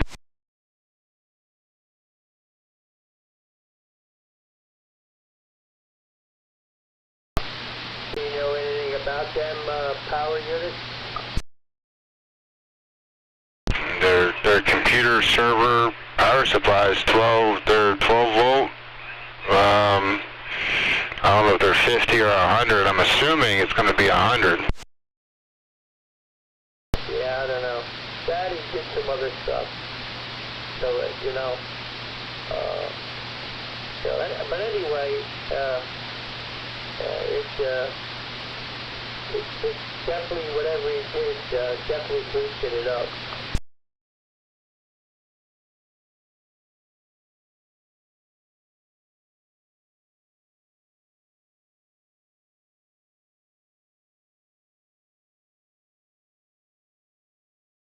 I haven't hooked it up at all.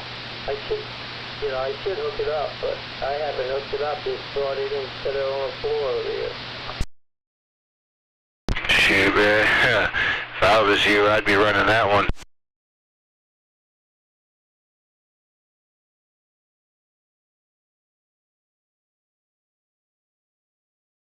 The only thing I don't like is the fans are pretty loud. You know, of course I got the noise gauge, but I wish I had a set of fans like it's in this one, you know what I mean?